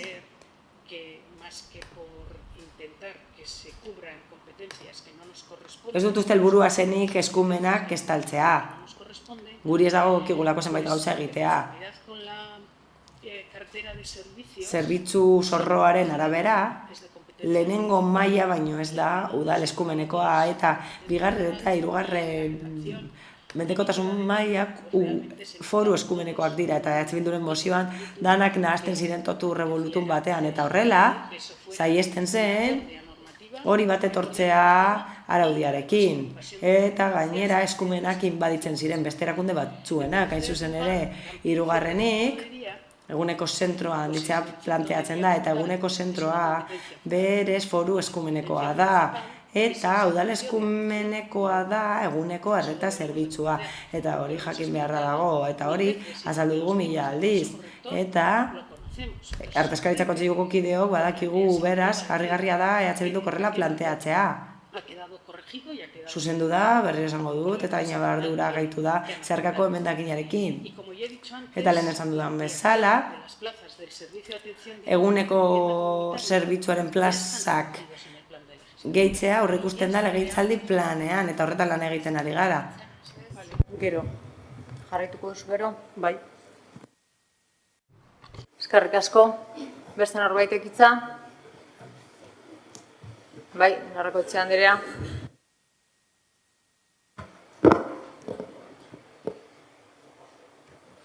Bueno, gauza ezberdinak. Uste dut saiakera bat egiten ari dela usteko EH Bildu ez ezagun bezala arauen gainean, edo ez ditugula arauak edo eskumenak ezagutzen. 5. puntua. Mozio honen edukia Bizkaiko Foru Aldundiari helaraztea, bi erakundeen arteko elkarlana sustatzeko. Bai, guk ez dugu esaten inongo momentutan, Getxoko udalak hartu behar dituenik bereak ez diren eskumenak. Baizik eta proposatzen dugula koordinazio bat egotea, Bizkaiko Foru Aldundiarenak diren eskumen batzuk ere, Getxoko udalaren artean koordinatzeko. Bai, ez inongo momentutan, Getxok bere gain hartzeko ezagutzen ditugulako eskumenak, eskumen ezberdinak eta bakoitzari zer dagokion. Horrek ez du esan nahi, udal batek ez daukanik eskumenik, ardurarik edo aukerarik Bizkaiko Foru Aldundiari eskaerak egiteko. Bai, ikusten badu herri batek bere herrian beharrezkoa dela nahi duen motatako zerbitzu bat garatzeko aukera eukiko duela pentsatu nahi dugu, esateko, proposatzeko eta eskaerak egiteko. Bizkaiko Foru Aldundiak eukiko du aukera ezeztatzeko edo onartzeko. Bai, orduan guk proposatzen genuena zen dialogo bat sortzea. Hori alde batetik. Aipatu da, lehintzaldiko 3. urtean gaudela eta nolatan proposatzen dugun orain horrelako proposamen bat. Gure ustez legegintzaldi osoko urteak dira baliagarriak. Bai, gu azken urtean ez gaude kanpainan, guk jarraitzen dugu lehenengo urtean bezala edozein motatako proposamenak egiten, eta guretzat legegintzaldiak irauten dituen 4 urte horiek dira beharrezkoak eta zilegiak proposamenak egin eta garatzeko. Hori beste alde batetik. Eta gauza asko planifikatuta dituzuela, bai, baina askotan ikusten dugu bultzadatzoa beharrezkoa izaten dela gauzak aurrera eramateko. Gero Alderdi Popularreko bozeramaileak esandakoaren harira, guk askotan erabiltzen dugun leloa da lehenik herria edo lehenik aberria eta gero alderdia. Bai, gure ustez lehentasuna dauka herriari mesede egiten dizkioten proposamenak garatzea eta ez EH Bilduren markarekin proposatutako proposamen puruak garatzea. Bai, gu akordioak egiteko prest gaude, proposamenak ekartzen ditugu ona, gure hasierako proposamenarekin bat ez datorren proposamen bat onartzeko prest gaude akordio baten mesedetan eta herritarren mesederako onuragarria baldin bada. Eta denbora agortzen. Hori da gure jarrera orokorra. Eskerrik asko, Díaz Andrea. Eskerrik asko. Bueno, el Partido Socialista lo que pretende es llegar a acuerdos. Beraz, guk nahi duguna da akordioak lortzea alderdi guztiekin, konpromisoetan jasotakoa betea alizateko eta horrela gizarte zerbitzuak hobetzeko udalerrian esan bezala horretan lanean ari gara. Plana gauzatzeko ondo dakizuenez, publikoa delako, legegintzaldiko planean agertzen dira, eguneko arretarako zerbitzaren plazak, eta beste hainbat. Alderdi Popularreko bozeramaileari gogorarazi nahi diot, 2024ko aurrekontuetan sakaren zerbitzurako igoera bat adostu genuela eta jarraitzen dugu lan egiten zerbitzu hobetzeko eskaria gero eta handiagoa delako. Beraz, Alderdi Popularrak hori esatean, zer esan nahi du? Hasierako mozioarekin adosago zegoela zeharkakoarekin baino? Hau da, Alderdi Popularrak egoitza baten finantzak eta sustatu nahi du Andra Maria Osan bere eskumeneko estenean?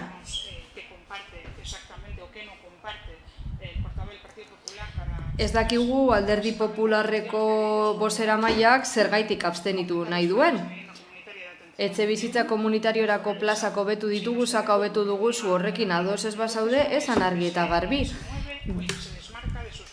Eta beraz, ez gara gu zuen konpromisoetatik eta legetik kanpo geratzen garenak. Ez da legegintzaldi planetik kanpo geratzen direna ere. Gu azken finean gure ardura lantzen ari gara, gobernuko kideekin batera. Andrade jauna, zerbait esango dizu, zu deskalifikatzen zarelako. Asko gustatzen zaizu hitz egiten ari den oro deslegitimizatzea. Eta sarri egiten duzu. Eta egiten duzu, behin eta berriro, esaten duzunean alderdi sozialistak ez duela zereginik udal gobernuan. Baina, zure balorazio gora bera, alderdi sozialistak eta EAJ gobernatzen dute udalerri hau eta alderdi popularrak ez. Eta gure ustez errealitatea da baita ere zuk hau irekitzen duen zure burua deslegitimatzen duzula. Eskerrik asko. Andrea jauna.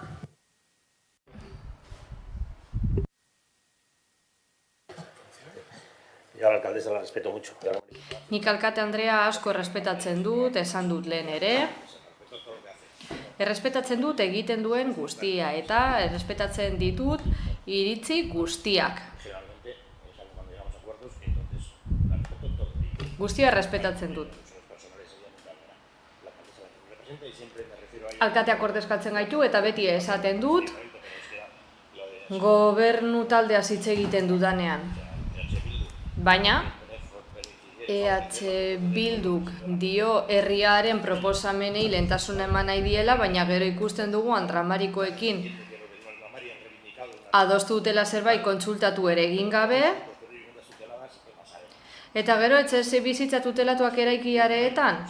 Beraz, hor ez dago koherentzia handirik.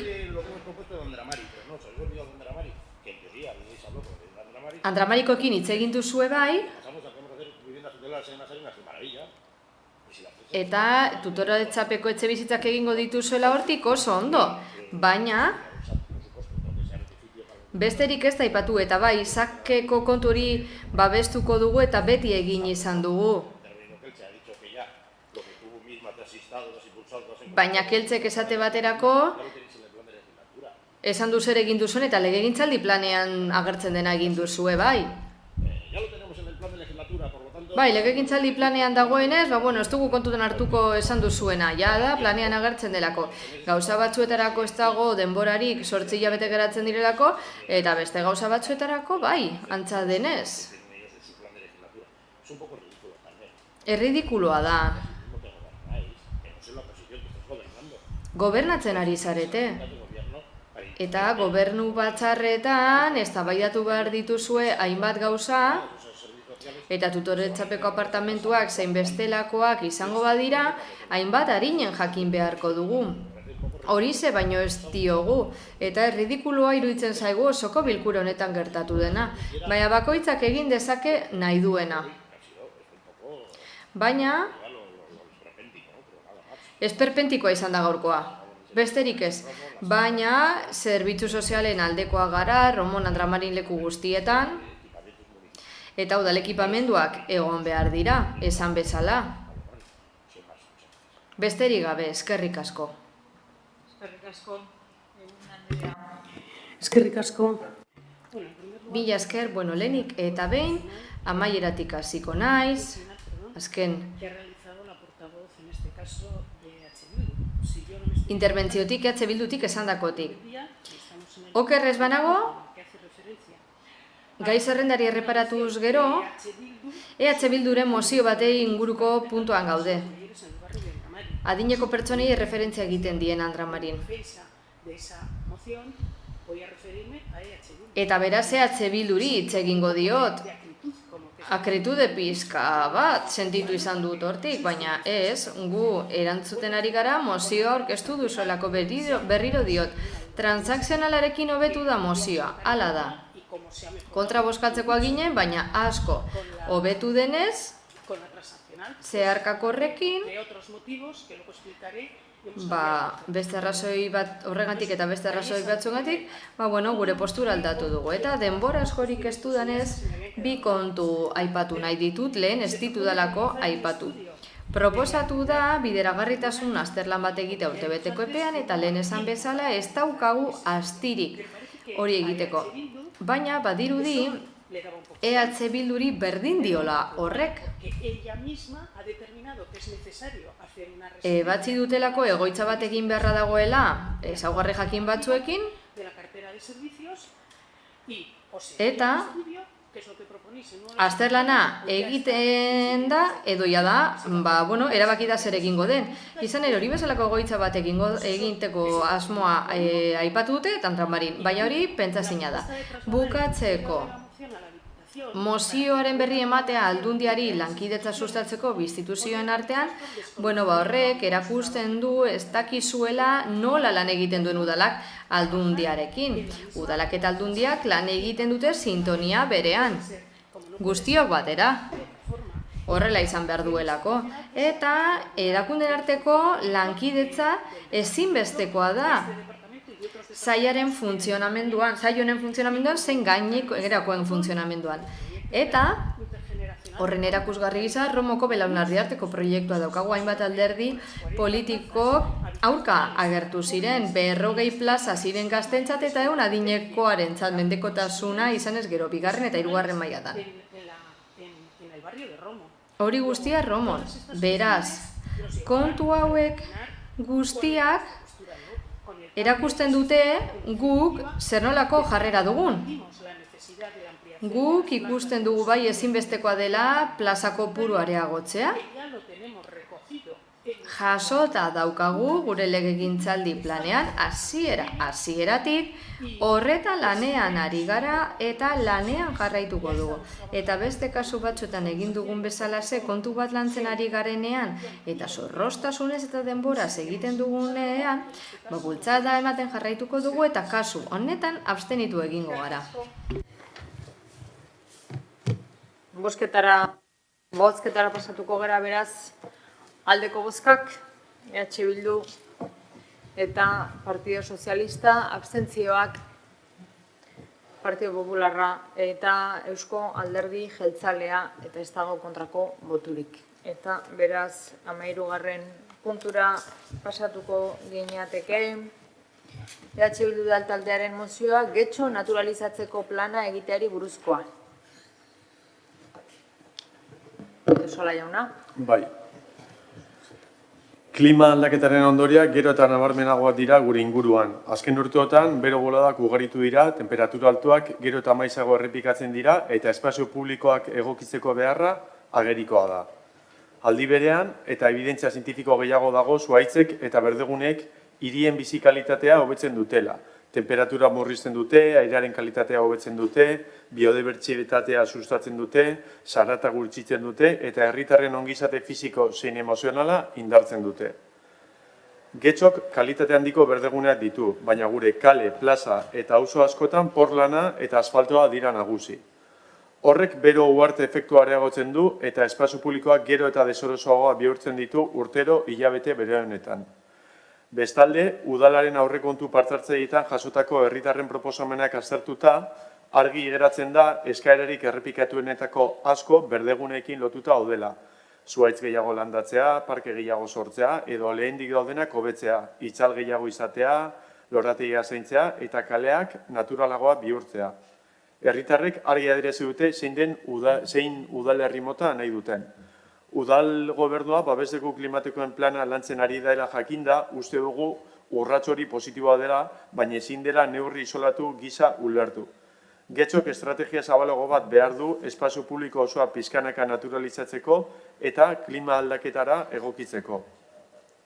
Horregatik, beharrezkoa da udalerri osoari begiratuko dion plan estrategiko bat diseinatzea oso guztietan naturaren presentzia handitzeko eta etorkizuneko getxo berdeago, osasungarriago eta erresilientiago bat eraikitzeko.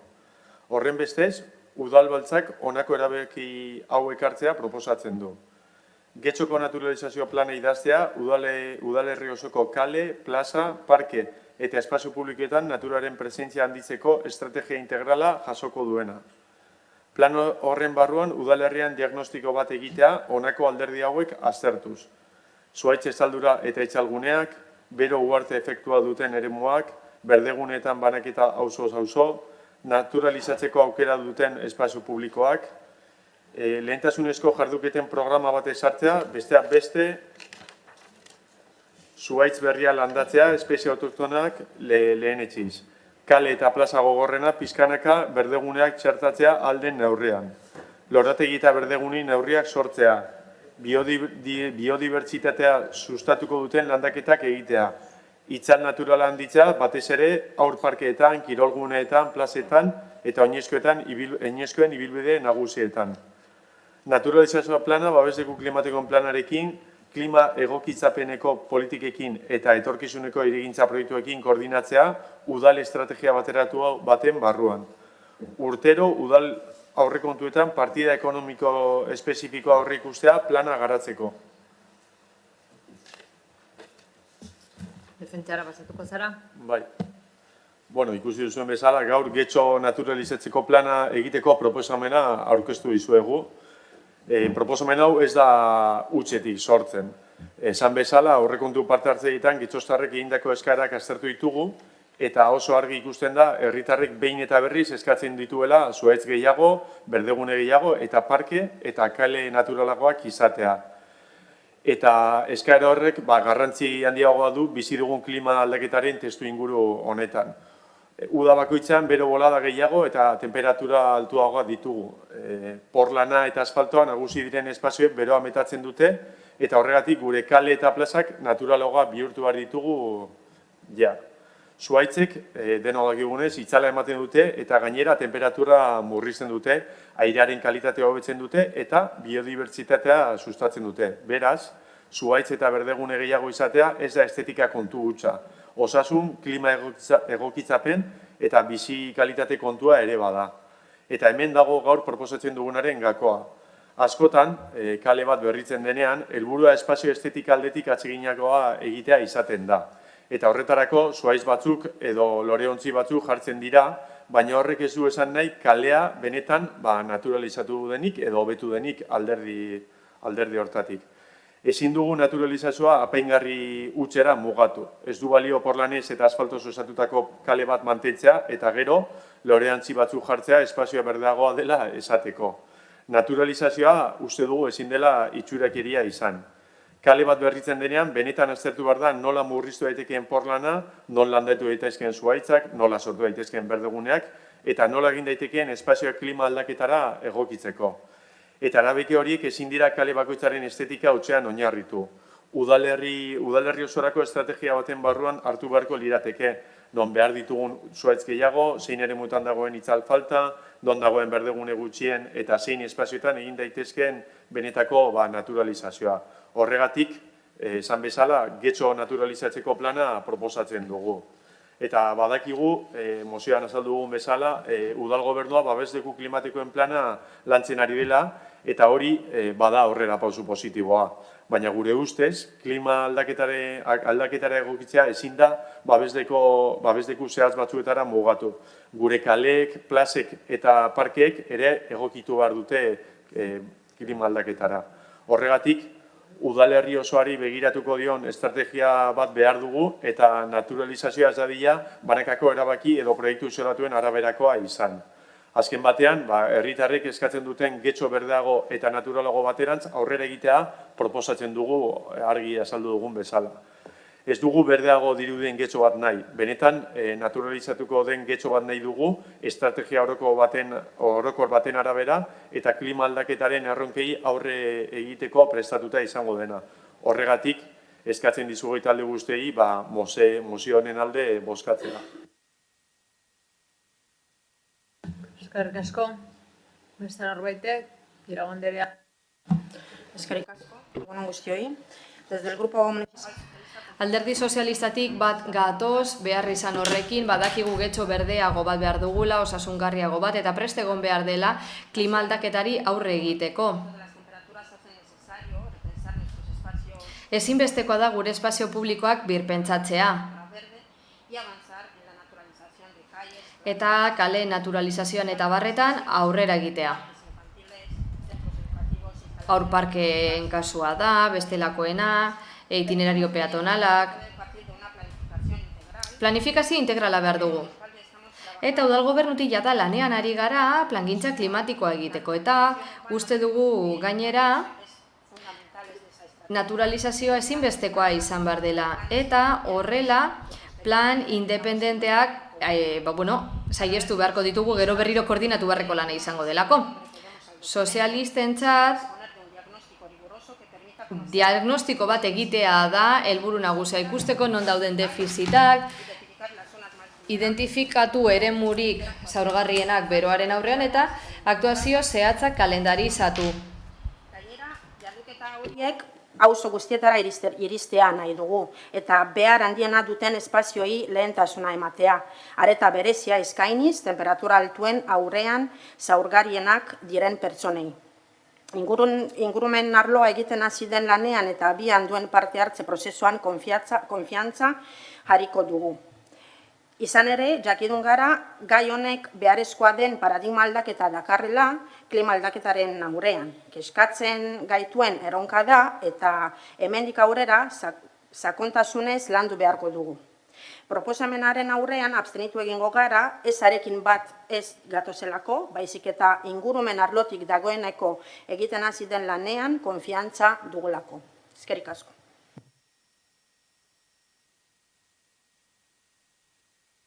Eskerrik asko. Beste norbaitek, herriarekin gai ona.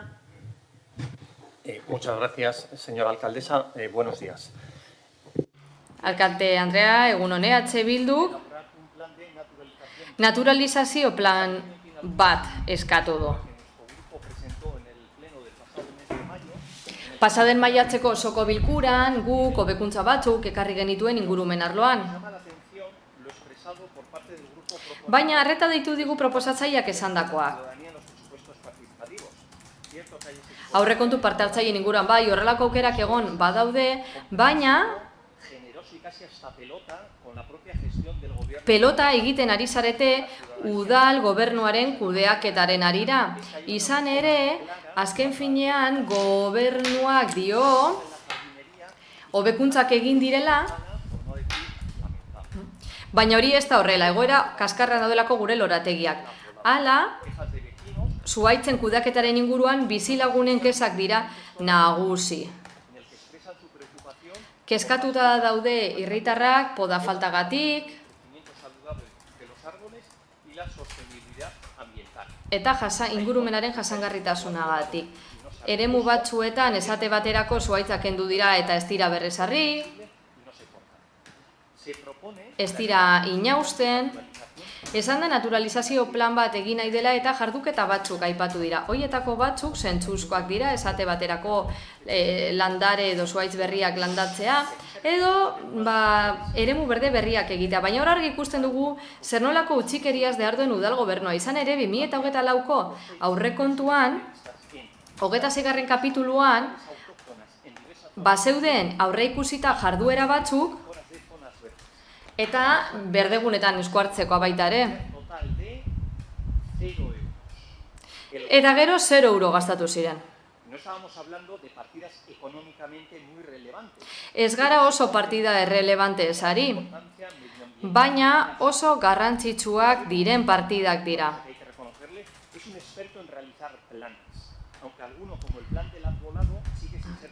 Plan batzuk egiten adituak gara, baina gero beste batzuk zuhaitzenak esate baterako ez dira gauzatzen. Planak izan bai, baina gero bertan jasotakoa gauzatu ez. Esate baterako ingurumen arloan 2030 tokiko agendaren egikaritza maila ikusita, aurre ikusitakoaren eren bat etzen burutu. Eren bat. Edo 2009ko etxebizitza plana. 17 urte beranduago ikus dezakegu hainbat eta hainbat etxebizitza bertan agertzen direnak oraindik ez direla egin. Edo 2025ko planaren kasua daukagu. Idazkaritzaren arabera 18 ordenantza aurreikusi zen egitea eta zuhaitzen ordenantza zen bat, lizitazioz edo ordenantza berri bat egitea, eta horretatik bakar bat onetsi da. Eta hori gobernu taldearen partetik. Horregatik esaten dugu gobernu taldea plan bat esateak zer dakar. Gero ez betetzea bertan jasotakoa. Hori eta proposamena aurkeztutako testuari dagokionez badakigu generalista izan behar dela, baina konkrezioa falta izan zaio eta ondorioz abstenitu egin beharko gara. Eskerrik asko. Beste norbaitek? Gil jauna. Egunon, alcalde Andrea, zinegotziok eta auzokideak. Comienzo mi intervención reconociendo la oportunidad. Lehenik eta behin EH Bilduk ekarritako honen inguruan hitz egin nahi dut. Prioridades sociales que tienen hoy más vigencia. Gero eta garrantzitsua gaten kontu batez ari gara. Getxon bizi dugun bero hau ikusita, eta ikusita zein neurri ari garen jartzen udal honetatik, modu demokratikoago eta ekitatiboago batean aurre egin aldiogu, klimaldaketaren aurronka honi eta gainera EAJtik badakigu ez garela zerotik hasi. Getxok 50.000 biztanletik gora ditu eta beraz eskumen batzuk ditu 85 geroztik legeriaren arabera. Horregatik esan dezakegu ingurumenaren babesa ez dela zerotik hasi eta lan luze egiten hasia garela da. Indarrean diren plana kontutan hartuta. 200 neurritik gora hartu ditugu da eta jarraipena egiten da udalforoetan.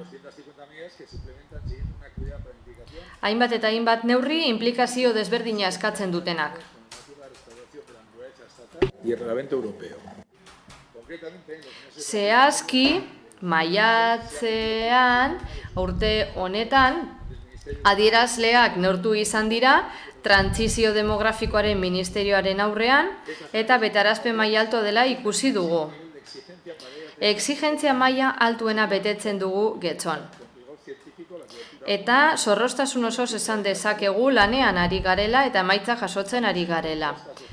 Adibide batzuk, 200 pikume neurri hoienak. Ezagutzen dituzue, udalparkei eragiten dielako txurruka, fadura, klima babeslekuak Arkotxan eta bestelako eremu batzuetan, boluen, 1000 zuhaitz autoktonotik gora landatu dira, udalbasoak egin ditugu udalerrian, eta beste hainbat proiektu bidegorrienak barne. Garrantzitsua da aipatzea neurri eta jarduketa hauek aurrekontuetan ageri direla eta zerbitzu teknikoen babesarekin gauzatzen ari garela. Horregatik guztiagatik esan behar dizugu zu emozioa tokiz kanpo dagoela. Izan ere, jada planifikatuta dagoena planifikatzeko da. Eta bai, berandu datorren aukera dela deritzogu, eta jada jarduketa horiek funtzionatzen ari direla. Jarraipena egitea beste gauza bada. Neurri honen hauen jarraipena egin dezakegu, baina jada egiten ari gara gobernu talde honetatik. Eskerrik asko. Eskerrik asko. Beste norbaitek? Bidosola jauna.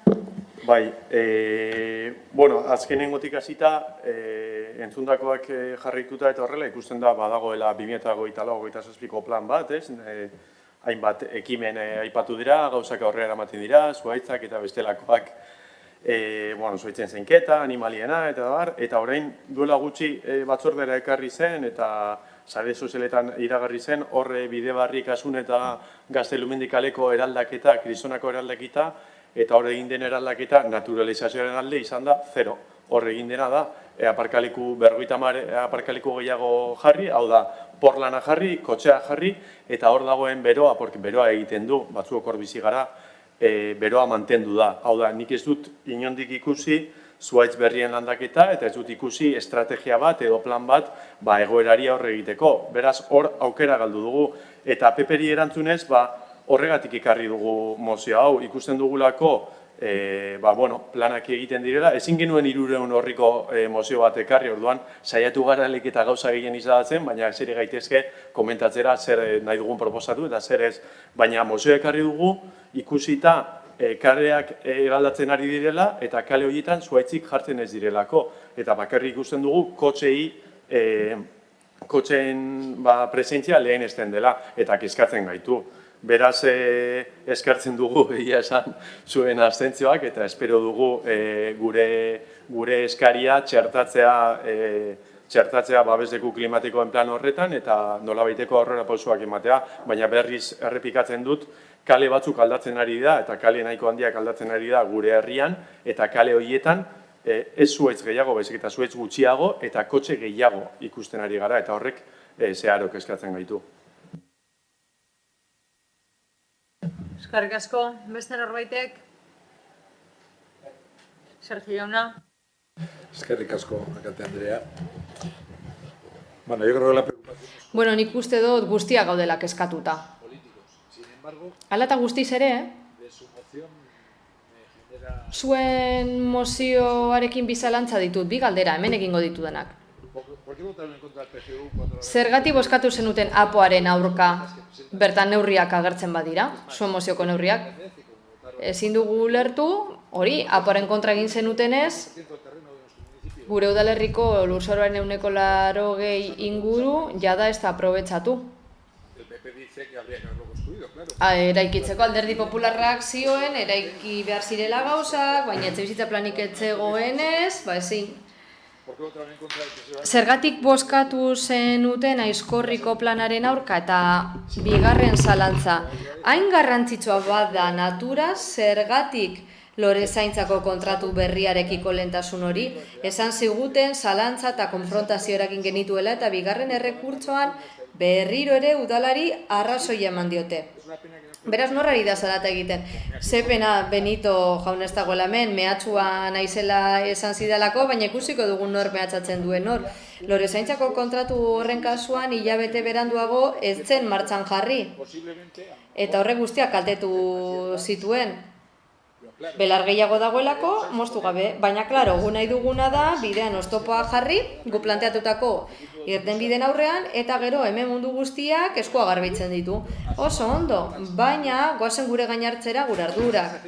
Egia da oso zaila dela ulertzea mozio honen ondik norakoa. Zuen alderdi politikoak legegintzaldi osoan zehar erakutsitako jarrera ikusita. Gatazka sortzen ari garela diozue, baina argi dago guk soluzioa planteatzen ditugula horregatik guztiagatik eta langileria teknikoaren errespetuagatik bat gatoz, baina berandu dator zuen mozio eta abstenituko gara. Eskerrik asko.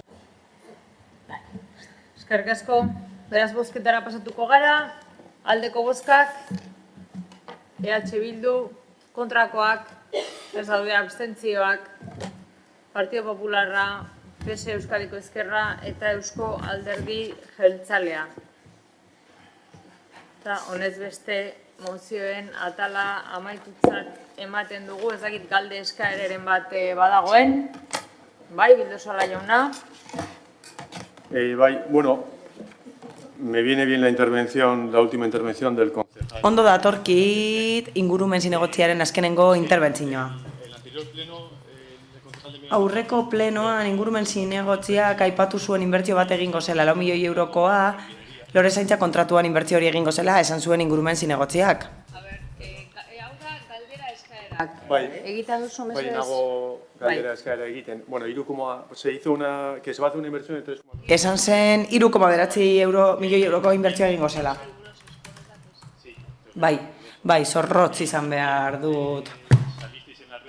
Sare sozialetan atera zineten alkatea eta arduraduna esan 3,9 milioi euroko inbertsioa egingo zela, 4 milioi eurokoa izan zuten, ia, bale.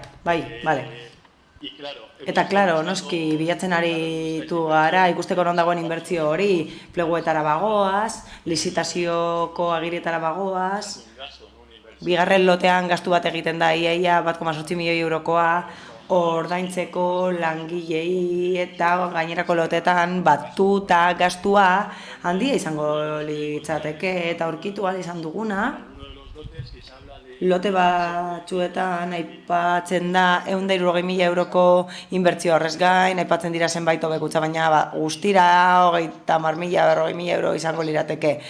Ia 200.000 euroko inbertsioa ikusten dugu. Eta harrigarria da gure ustez ikustea hau gertatzen ari dela. Kontratuak urtean 3,9 milioi euro behar ditu eta sar daitezke enpresa kontratu horretara, naiz eta urtebete erdiko iraupena duen. Beraz, ez dugu oso ondo ulertzen zer egin den edo zer esan duzuen alkatetzatik eta ingurumenetik, ez dugu oso ondo ulertzen esandakoa eta zer esan diozuen herritarrei, zein da galdera edo eskaera? Bai, agian enroiatzen hasi naiz. Bai, eskertuko nizuke. Zuzenean galdera hozea da.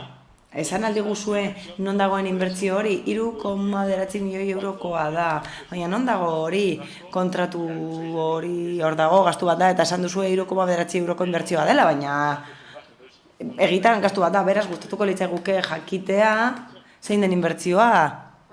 Non dauden 3,9 milioi euro horiek askotan esan dugu, 3 lote dira, guztira, kopuru horretara heltzen dira. 3 lote dira, 3 lote dira esan bezala, eta guztira inbertsio hori gehitzen dute.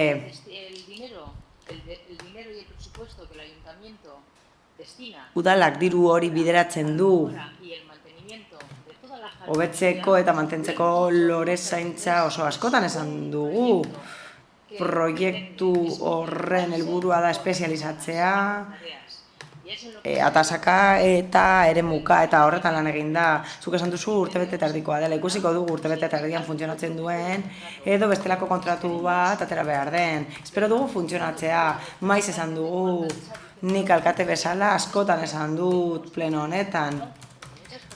Hemen pertsona asko egon dira protestaka horri buruz, baina egia da kontratu horri makil asko jarri zaizkiola bidean. Eta horren adibide da, aurreko osoko bilkuran gertatu zena. Denok bozkatu zenuten aurka mozio batean, aurrera atera ahal izateko proiektu horiek. Beraz, orain proiektua daukagu, kontratua hor dago, kontratua funtzionatzen hasiko da, eta espero dugu aldaketak nabaritzea hemendik aurrera, hori espero dugu, mila esker.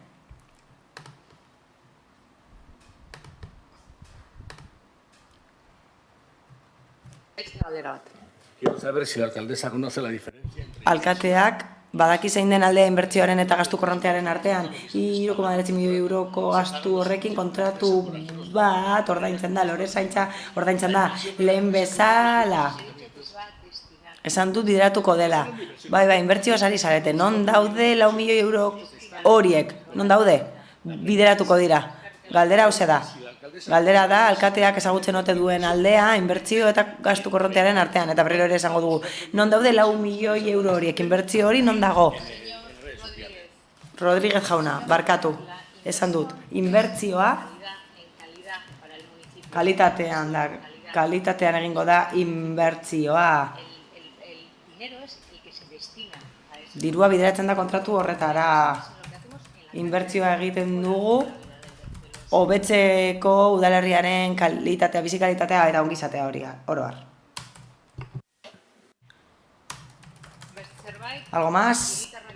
¿Quiénes vais a...? Vamos a hacer un descanso de 10 minutos, solemos hacer un descanso. 10 minutuko atsedenaldi egingo dugu jarraian, eta gustatuko litzaidake jakitea nortzuek hitz egingo duzuen. Jakiteko gutxi gora bera zenbatek hitz egingo duzuen eta zenbat denbora behar dugun. 5 personas.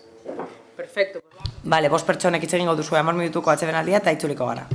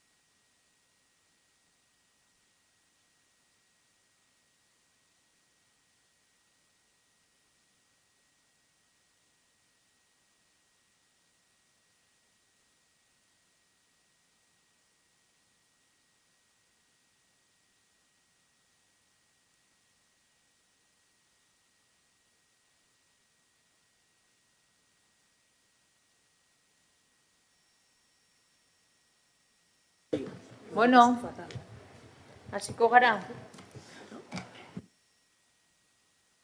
Bai, zeinek hitza hartuko du lehenengoa, mesedez? ¿Quién va a hablar primero? Nork hitz egingo du? Dauzkazu 7 minutu, totalean, daukazu 5 lehenengo partean, gero nik erantzuna eman dizazuket, eta 2 minutu replikan, bale? Vale. Edo 7 minutu osoak erabiltzeko, bale? Vale. Eta, bueno, udal batzarrean bezala, denborak kontrolatzen dira, bale? Venga, izena eta abizena ematen. Vale, Jon González Ramos de naiz, y me pregunta la siguiente. Nire galdera honako hau da. Udalak pentsatuta dauka segurtasun handitzea edo pozik daude egungo segurtasun neurriekin? Hori da galdera? Bai, erantzun. Bale, bai, erantzun dizut. Bueno, aurreko legealdi, aurreko urtean gehitu genitun, bai, gure medioak, eta segurtasun gehiago jarri genuen bai kalean, ez? Efektibo gehiago ditugu kalean, eta baita neurri bereziak ere ari gera jartzen urtez urte.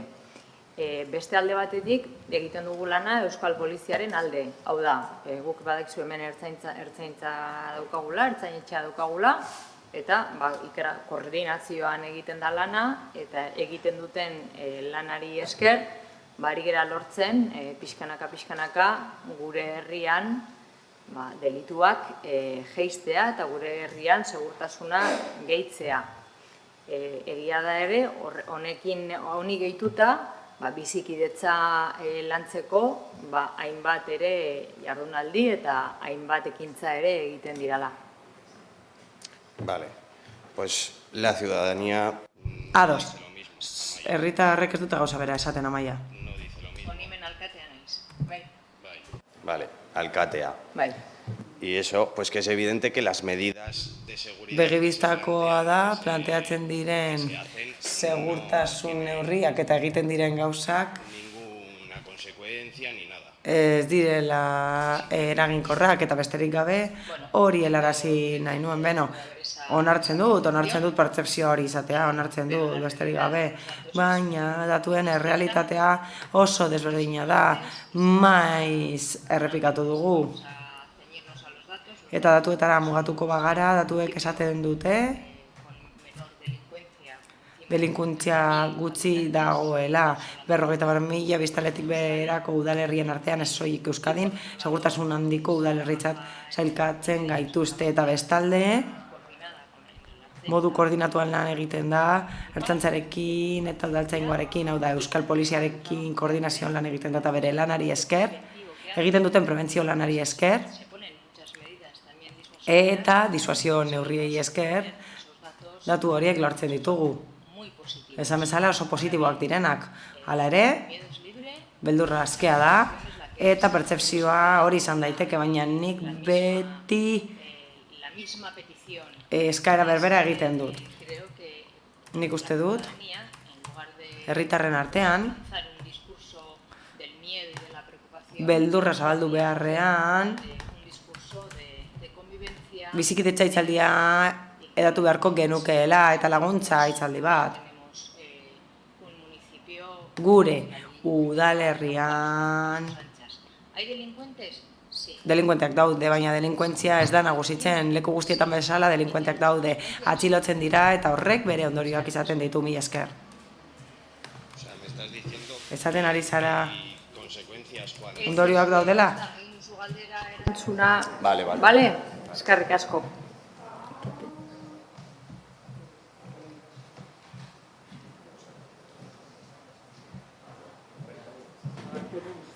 Zein gehiago dauka, hitza?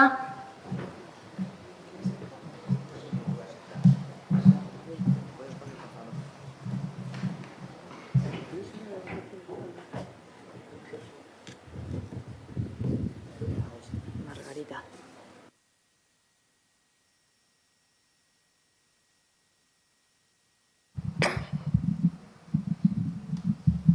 Mi nombre es Margarita González.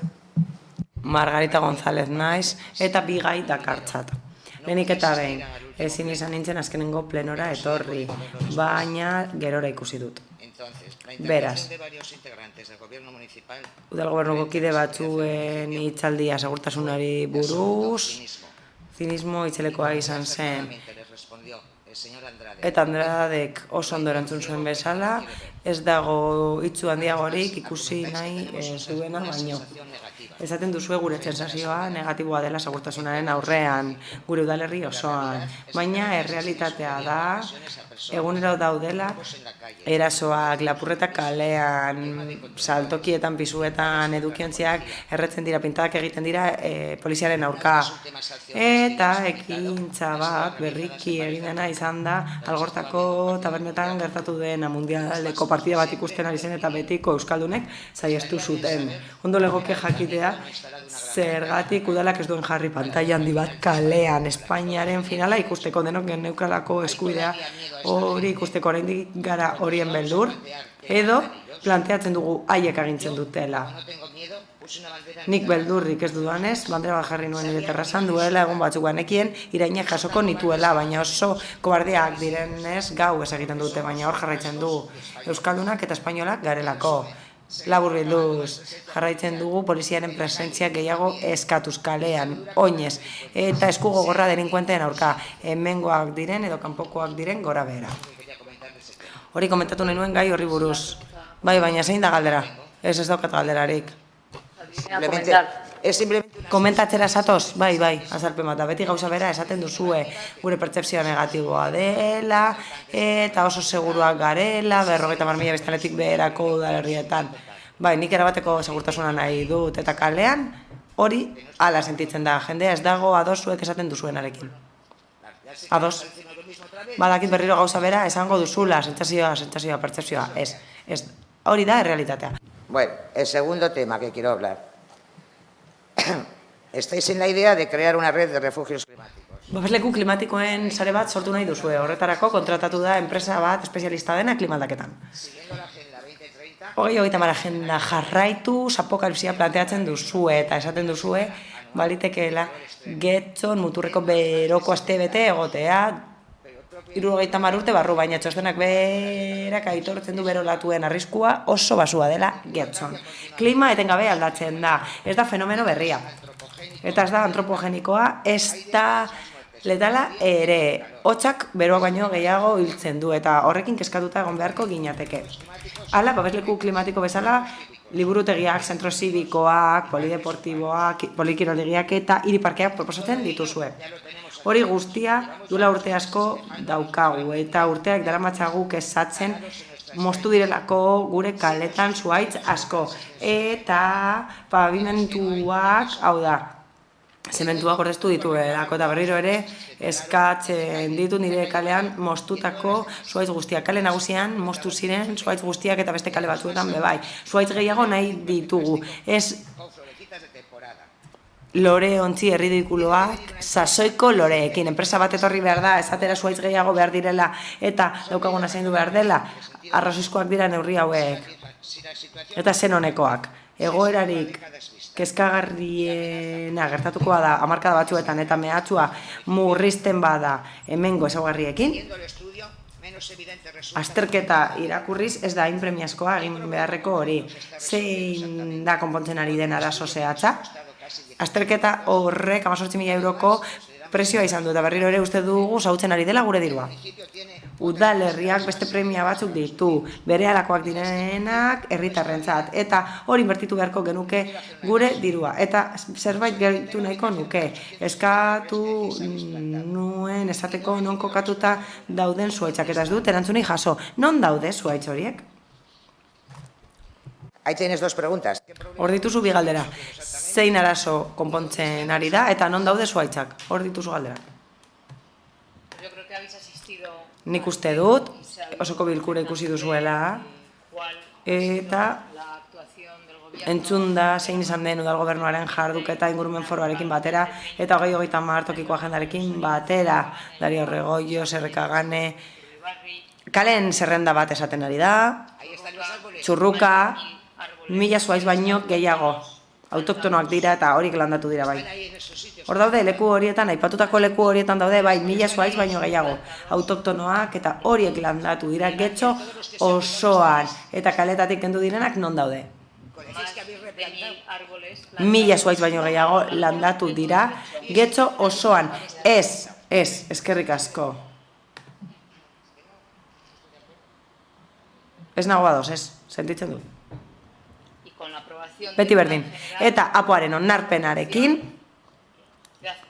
Azkorriko babesa bermatuko da.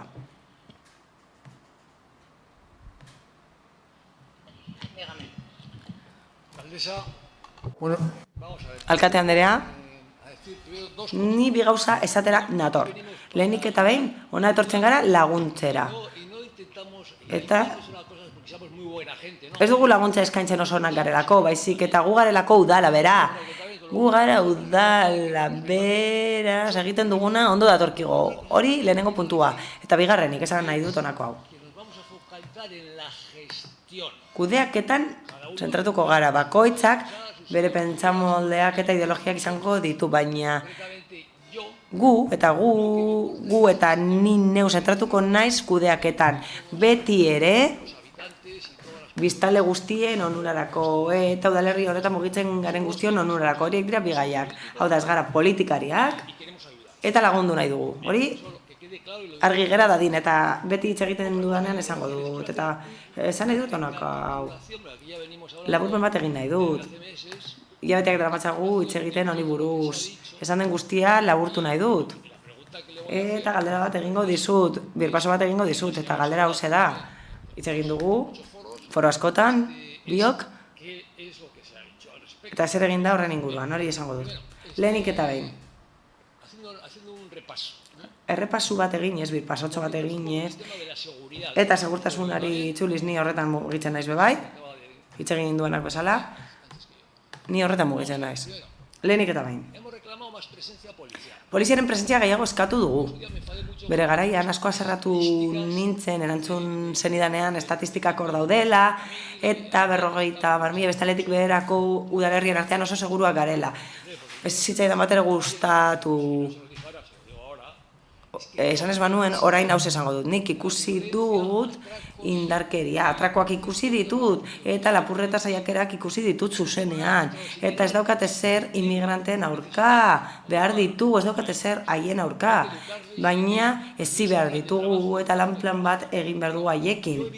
Baina nik lapurreta saiakerak ikusi ditut, eta etengabe ebaluatzen ari dira pertsona helduak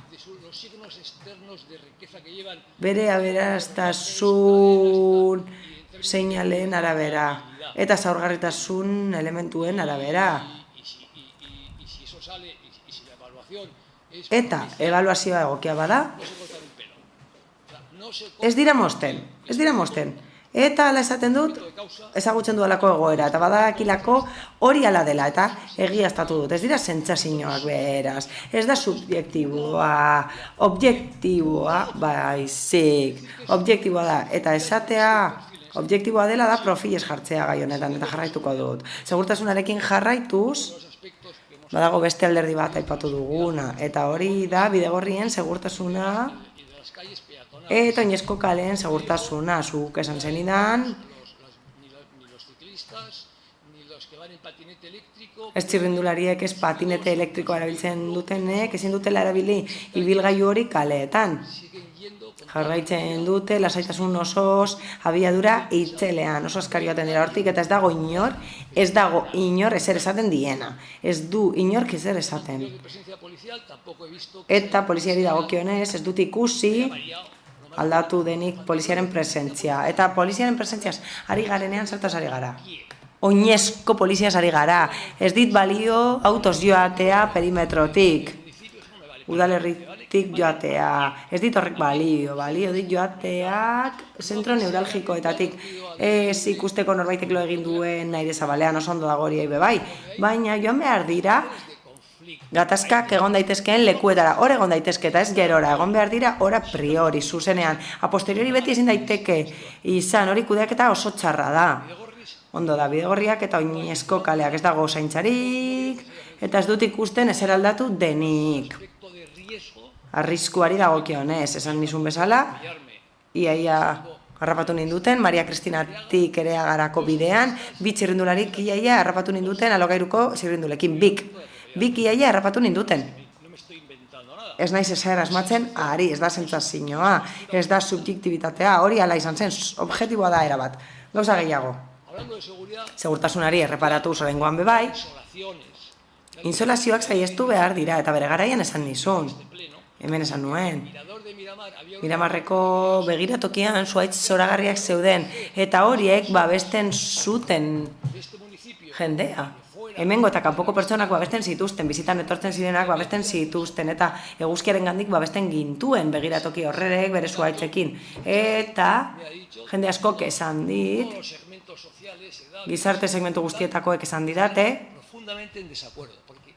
ez daudela batere ados horrekin, eta zuaitzei dagokienez ez dit balio ez dakit non jartzea, itxala emateko beste leku batean, landatu behar dira, guk behar ditugun lekuan. Eta bai, birlandatu dira, baina horrek ez du balio. Absurdoa da argudio hori, ez dut deskalifikatu nahi. Baina ez dauka zentzurik argudio horrek, ondo da. Hori zuaitzei dagokienez. Eta badago beste kontu bat, eta arrazoia eman zenidaten eta dagokion arlora bideratu zen. Obra publikoen plangintza oinezko kaleak sortzeko, eta ados geunden, denok ados geundela, eta desastre hutsa izan zela,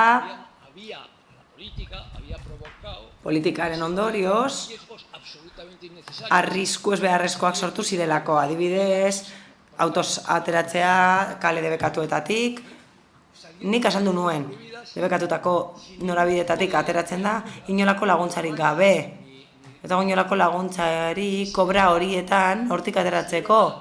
Eta egia da, erretrobisoreak jarri zirela basagoiti etorbidean, baina debekatutako beste bi norabide zeuden, lehen zirkulatzen zen eta ez zegoen izpiluri, eta algortako etorbiderako irteeran ez da, egon izpilurik. Beraz, hor, gako bat dago. Eta esan zidaten hori pasatuko zela, dagokion saiera edo arlora. Ondo da, hori tratatutako gaiei dagokienez, eta galdera da, zer egin da horren inguruan? Zer egin da? Zer egin da horren guztiaren inguruan? Eta gero badaude beste gai berri, aipatu nahiko nituzkeenak. Lehenik eta bain. Miramar kalean. Miramar kalerako bidean, edukiontziak aldatu dira, lekuz aldatu dira, denbora agortu da. Gero, zebrabidearen parean justo jarri da. Edukiontziak justo edukiontziaren parean. Edukiontzia jarri dira barkatu zebrabidearen parean. Ez dauka zentzurik. Ez dauka zentzurik ikusgarritasuna erabat kentzea bertatik dauden pertsonentzat. Eskerrik asko, gonbidatzen zaituztet ingurumen foroetan parte hartzera. Gonbidatzen zaituztet bilerak eskatzera, azpiegiturak, ekin hori egin dugu bere garaian, bilerak izan dituzue, komisarioarekin, eta segurtasun zinegotziarekin.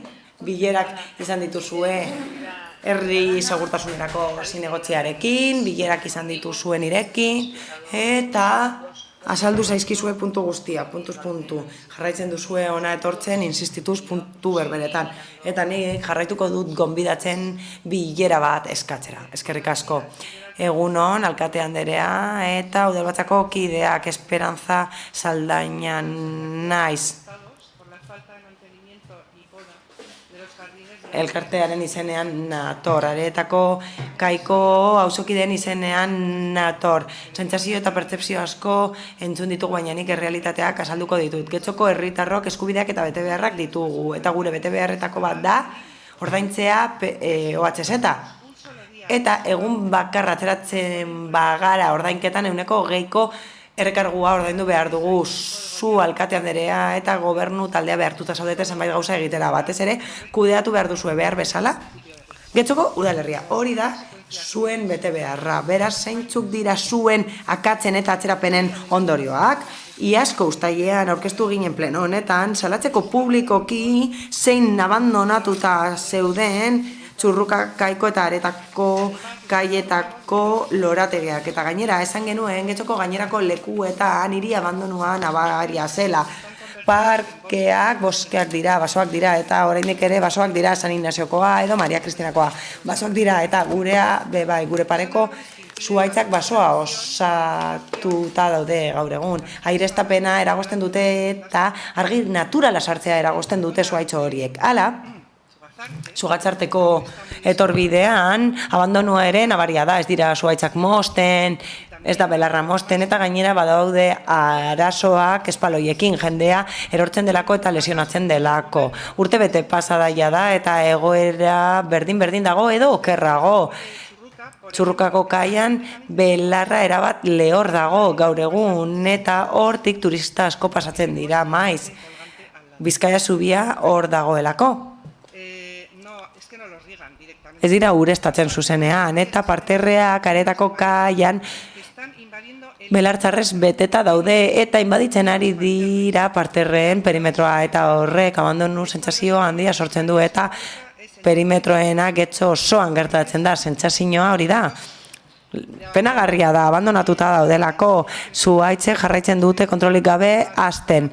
Parte bat moztu zenuten aretako kaian otsailean eta gehienak utzi zenituzten moztu gabe. Beraz, berriro ere daude baso bat bezala. Zer gertatzen da hor? Bete behar naita ez moztu behar da itsasoaren lehenbiziko lerroan gaudelako. Eta zuek plenoetan zer esan dugun entzun duzu eta bi bileretan hitz egin dugu horri buruz. Bi bilera izan ditugu zuekin eta zuen argudioak entzun ditugu eta zuek gure argudioak entzun dituzu eta gure arrazoiak. Guk zer nahi dugu? Guk hitzak beharrean egitateak nahi ditugu. Aitzakiak eman dizkiguzue zuen bete beharrak ez betetzeko eta anitzak dira, adibidez, esan da klimaldaketa hor dagoela. Eta aitzakia hori erabiltzen duzue lorategiak ezaintzeko eta esgarbitzeko eta zakarrontziak ere falta dira eta jendeak lurrea botatzen ditu gauzak. Esaten duzue kudeaketa arazoak daudela langileekin. Edo 2030 agendaren ondorio zuhaitz gehiago behar direla eta mugagabe hasten uzten dituzue zuhaitzak eta horrek ez du itzal gehiagorik ematen. Teknikariek eurek esan digute, babesleku klimatikoei buruz hitz egitean hori esan ziguten eta bide batez esan zuten, babesleku klimatikoak lorategiek horrela funtzionatzeko beharrezkoa dela lorezaintza zerbitzua paregabea izatea eta ez da paregabea benetan, hori badakizue.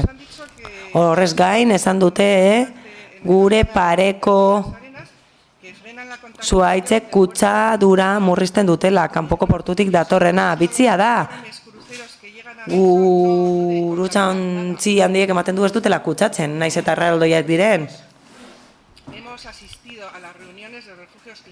Babesleku klimatikoen bileretara joan gara, gure helburua delako elkarlanean aritzea udalarekin gauzek funtzionatzeko. Bai, berolatuak daude noski eta denok nahi dugu gauzek funtzionatzea, baina gauzek funtzionatzen dute ondo egiten badira eta horretarako ondo funtzionatzeko inbertitu behar da dirua.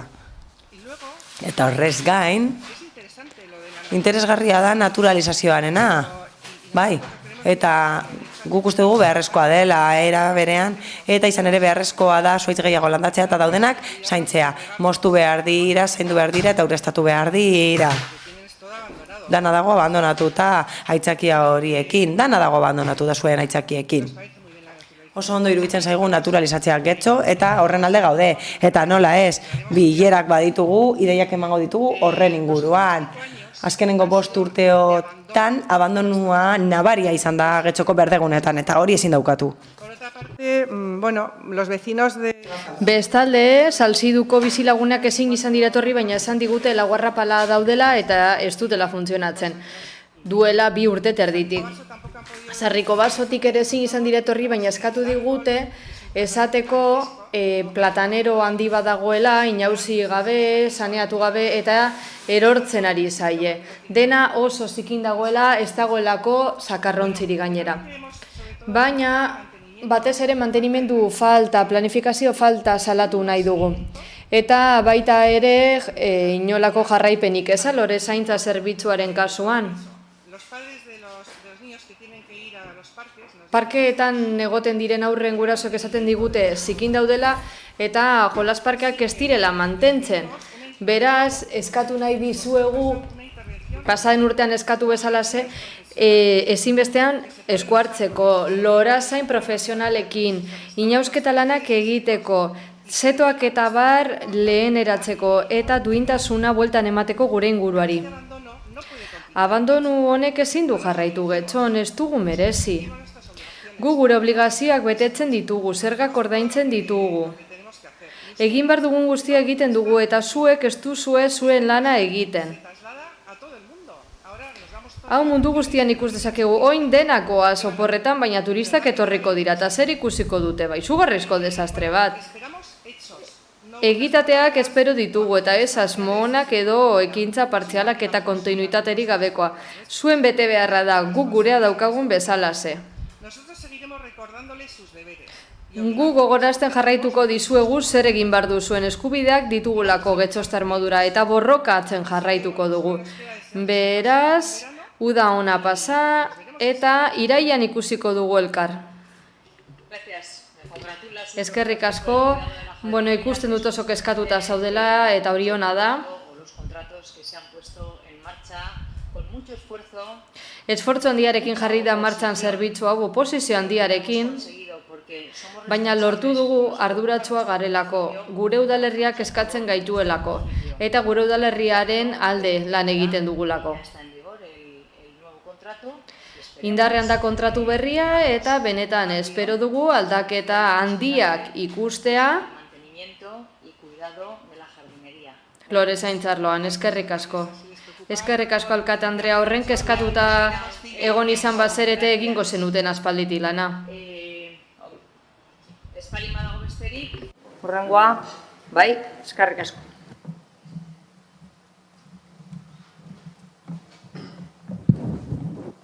Vamos a ver. Mi nombre es Juan Pedro Sarria Domínguez. Juan Pedro Sarria Domínguez naiz, Getxostarra naiz, eta osoko bilkura batera natorren lehen aldia da, parte hartzen dudan lehen aldia. Espero dut esan beharreko arreta zentzutea. Gaurko ordezkari politikoek aipatu izan dute berdintasunezko tratu eman behar dela gizartearen alde guztiei. Eta, bueno, orain ulertuko duzu esan behar dizuedana.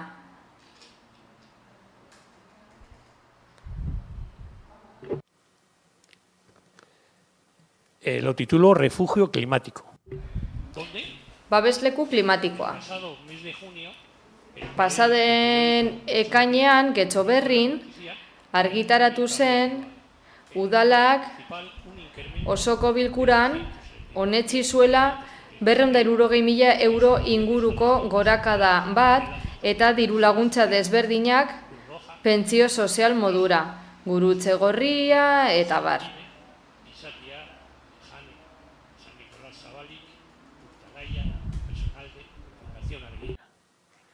Todas sin ánimo de lucro. Irabaz asmori gabekoak ziren guztiak. Eta Getxon lan egiten dutena guztiak. Oso albiste polita izan zen, oso inbertsio ona delako diru publikoaren partetik. Eta horrek azken finean onura egiten dio herritargoari. Baina Ibar Nagusien etxeako kide naizen aldetik, harritutanago ikusi dudalako gure elkartea ez dela agertzen onuradunen artean. Pentsatu nuen behar bada jada hitzarmen bidezko diru laguntza jasotzen dugulako da, baina hori ala balitz, uste dut guk geuk ere gorakada jae hori nabaritzeko eskubidea genuela. Ezoiko laguntza beste batzuk ere jaso dutelako. Zer bere izten gaitu gainerako elkartetatik?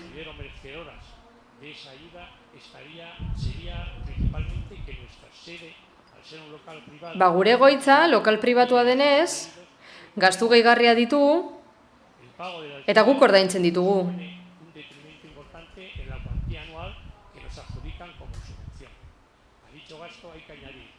Gastu horri, mantenimendu gastuak gehitu behar dizkiogu, argia, zergak, eta horrela murriztu egiten da beste jarduera batzuetarako erabili dezakegun dirua. Beste elkarte batzuk ez daude egoera berean. Udal lokalak dituztelako. Eibar Nagusien etxeatik zer eskatzen dizuegu. Gutxiespen hori alde batera uzteko. Espero dugu akatsutza izatea eta konpondu ahal izatea. Momentu honetan, arazo handi bat daukagu. Aire girotuga apurtu zaigu, eta beraz, kostu ekonomiko handiagoa izango dugu. Beraz, bertan bera utzi behar izan ditugu gure lokaleko zenbait ekintza,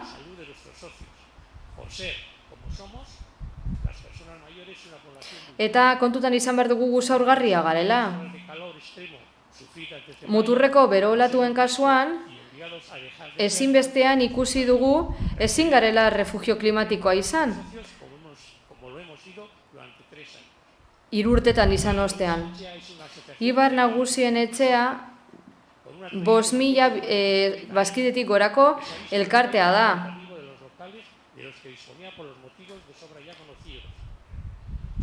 Eta orain kalean aritu behar izan gara besterik ezean. Gogorarazi nahi dut, egunotan, eskaera ekonomiko berezi batzuk egin ditugula, zehatzak. Aire girotua jartzea hainbat arinen,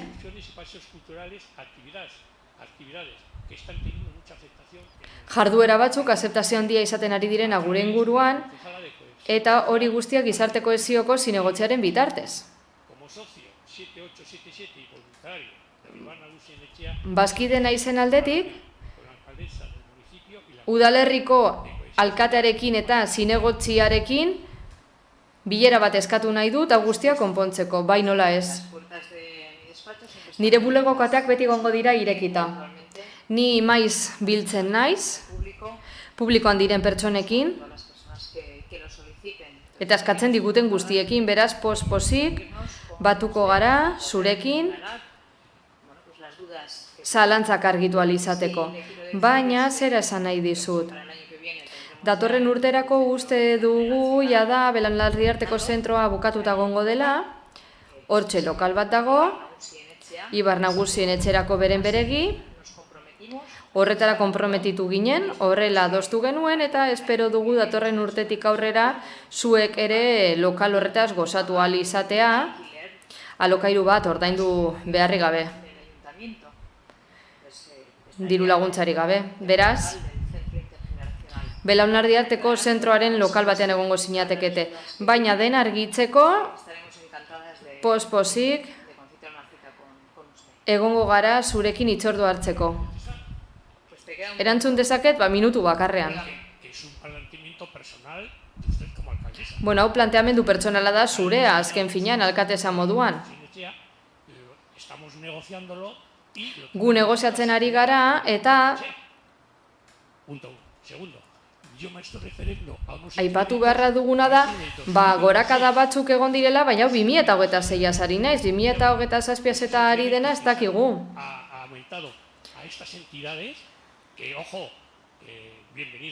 Gorakada horiek, ongietorriak dira. Baina 2026 ari gara. Eibar Nagusien etxearen kasuan, momentu honetan, ezoiko zerbait sortu zaigu, eta Getxoko udala oso ondo antolatuta egonda, ondo egituratuta, momenturen batean, larrialdi kontu baterako izan beharko du, konponbide presasko bat. Eta ezinbestekoa da ja konpontzea. Berriro gonbidatzen zaitzut elkartzera, batzera, irtenbideak bilatzeko, eta ziur nire idazkariak emango dizula hitzordua zurekin harremanetan jarriko dela, eta hitzordu bat jarriko dugu gizarte kohesioko zinegotziarekin eta nirekin, ikusteko zer dagoen mahai gainean eta nola konpon dezakegun. Berriro dio, konpromiso bat zegoen, pasaden legegintzalditik, Eibar Nagusien etxea Belaunaldiarteko zentrora joateko, bertan lokal bat izateko, hori komentatu da, hitzartu da, eta komunikatu da, hainbat modutara gainera. Bestalde, presaz ari bazarete, txartuko gara da ikusiko dugu nola konpon dezakegu. Bien bitartean, zuen lokalaren aurrean Romo kulturetxea daukazue, eta areto paregabeak dauzka, eta haiek ere erabilditzakezu, eskerrik asko.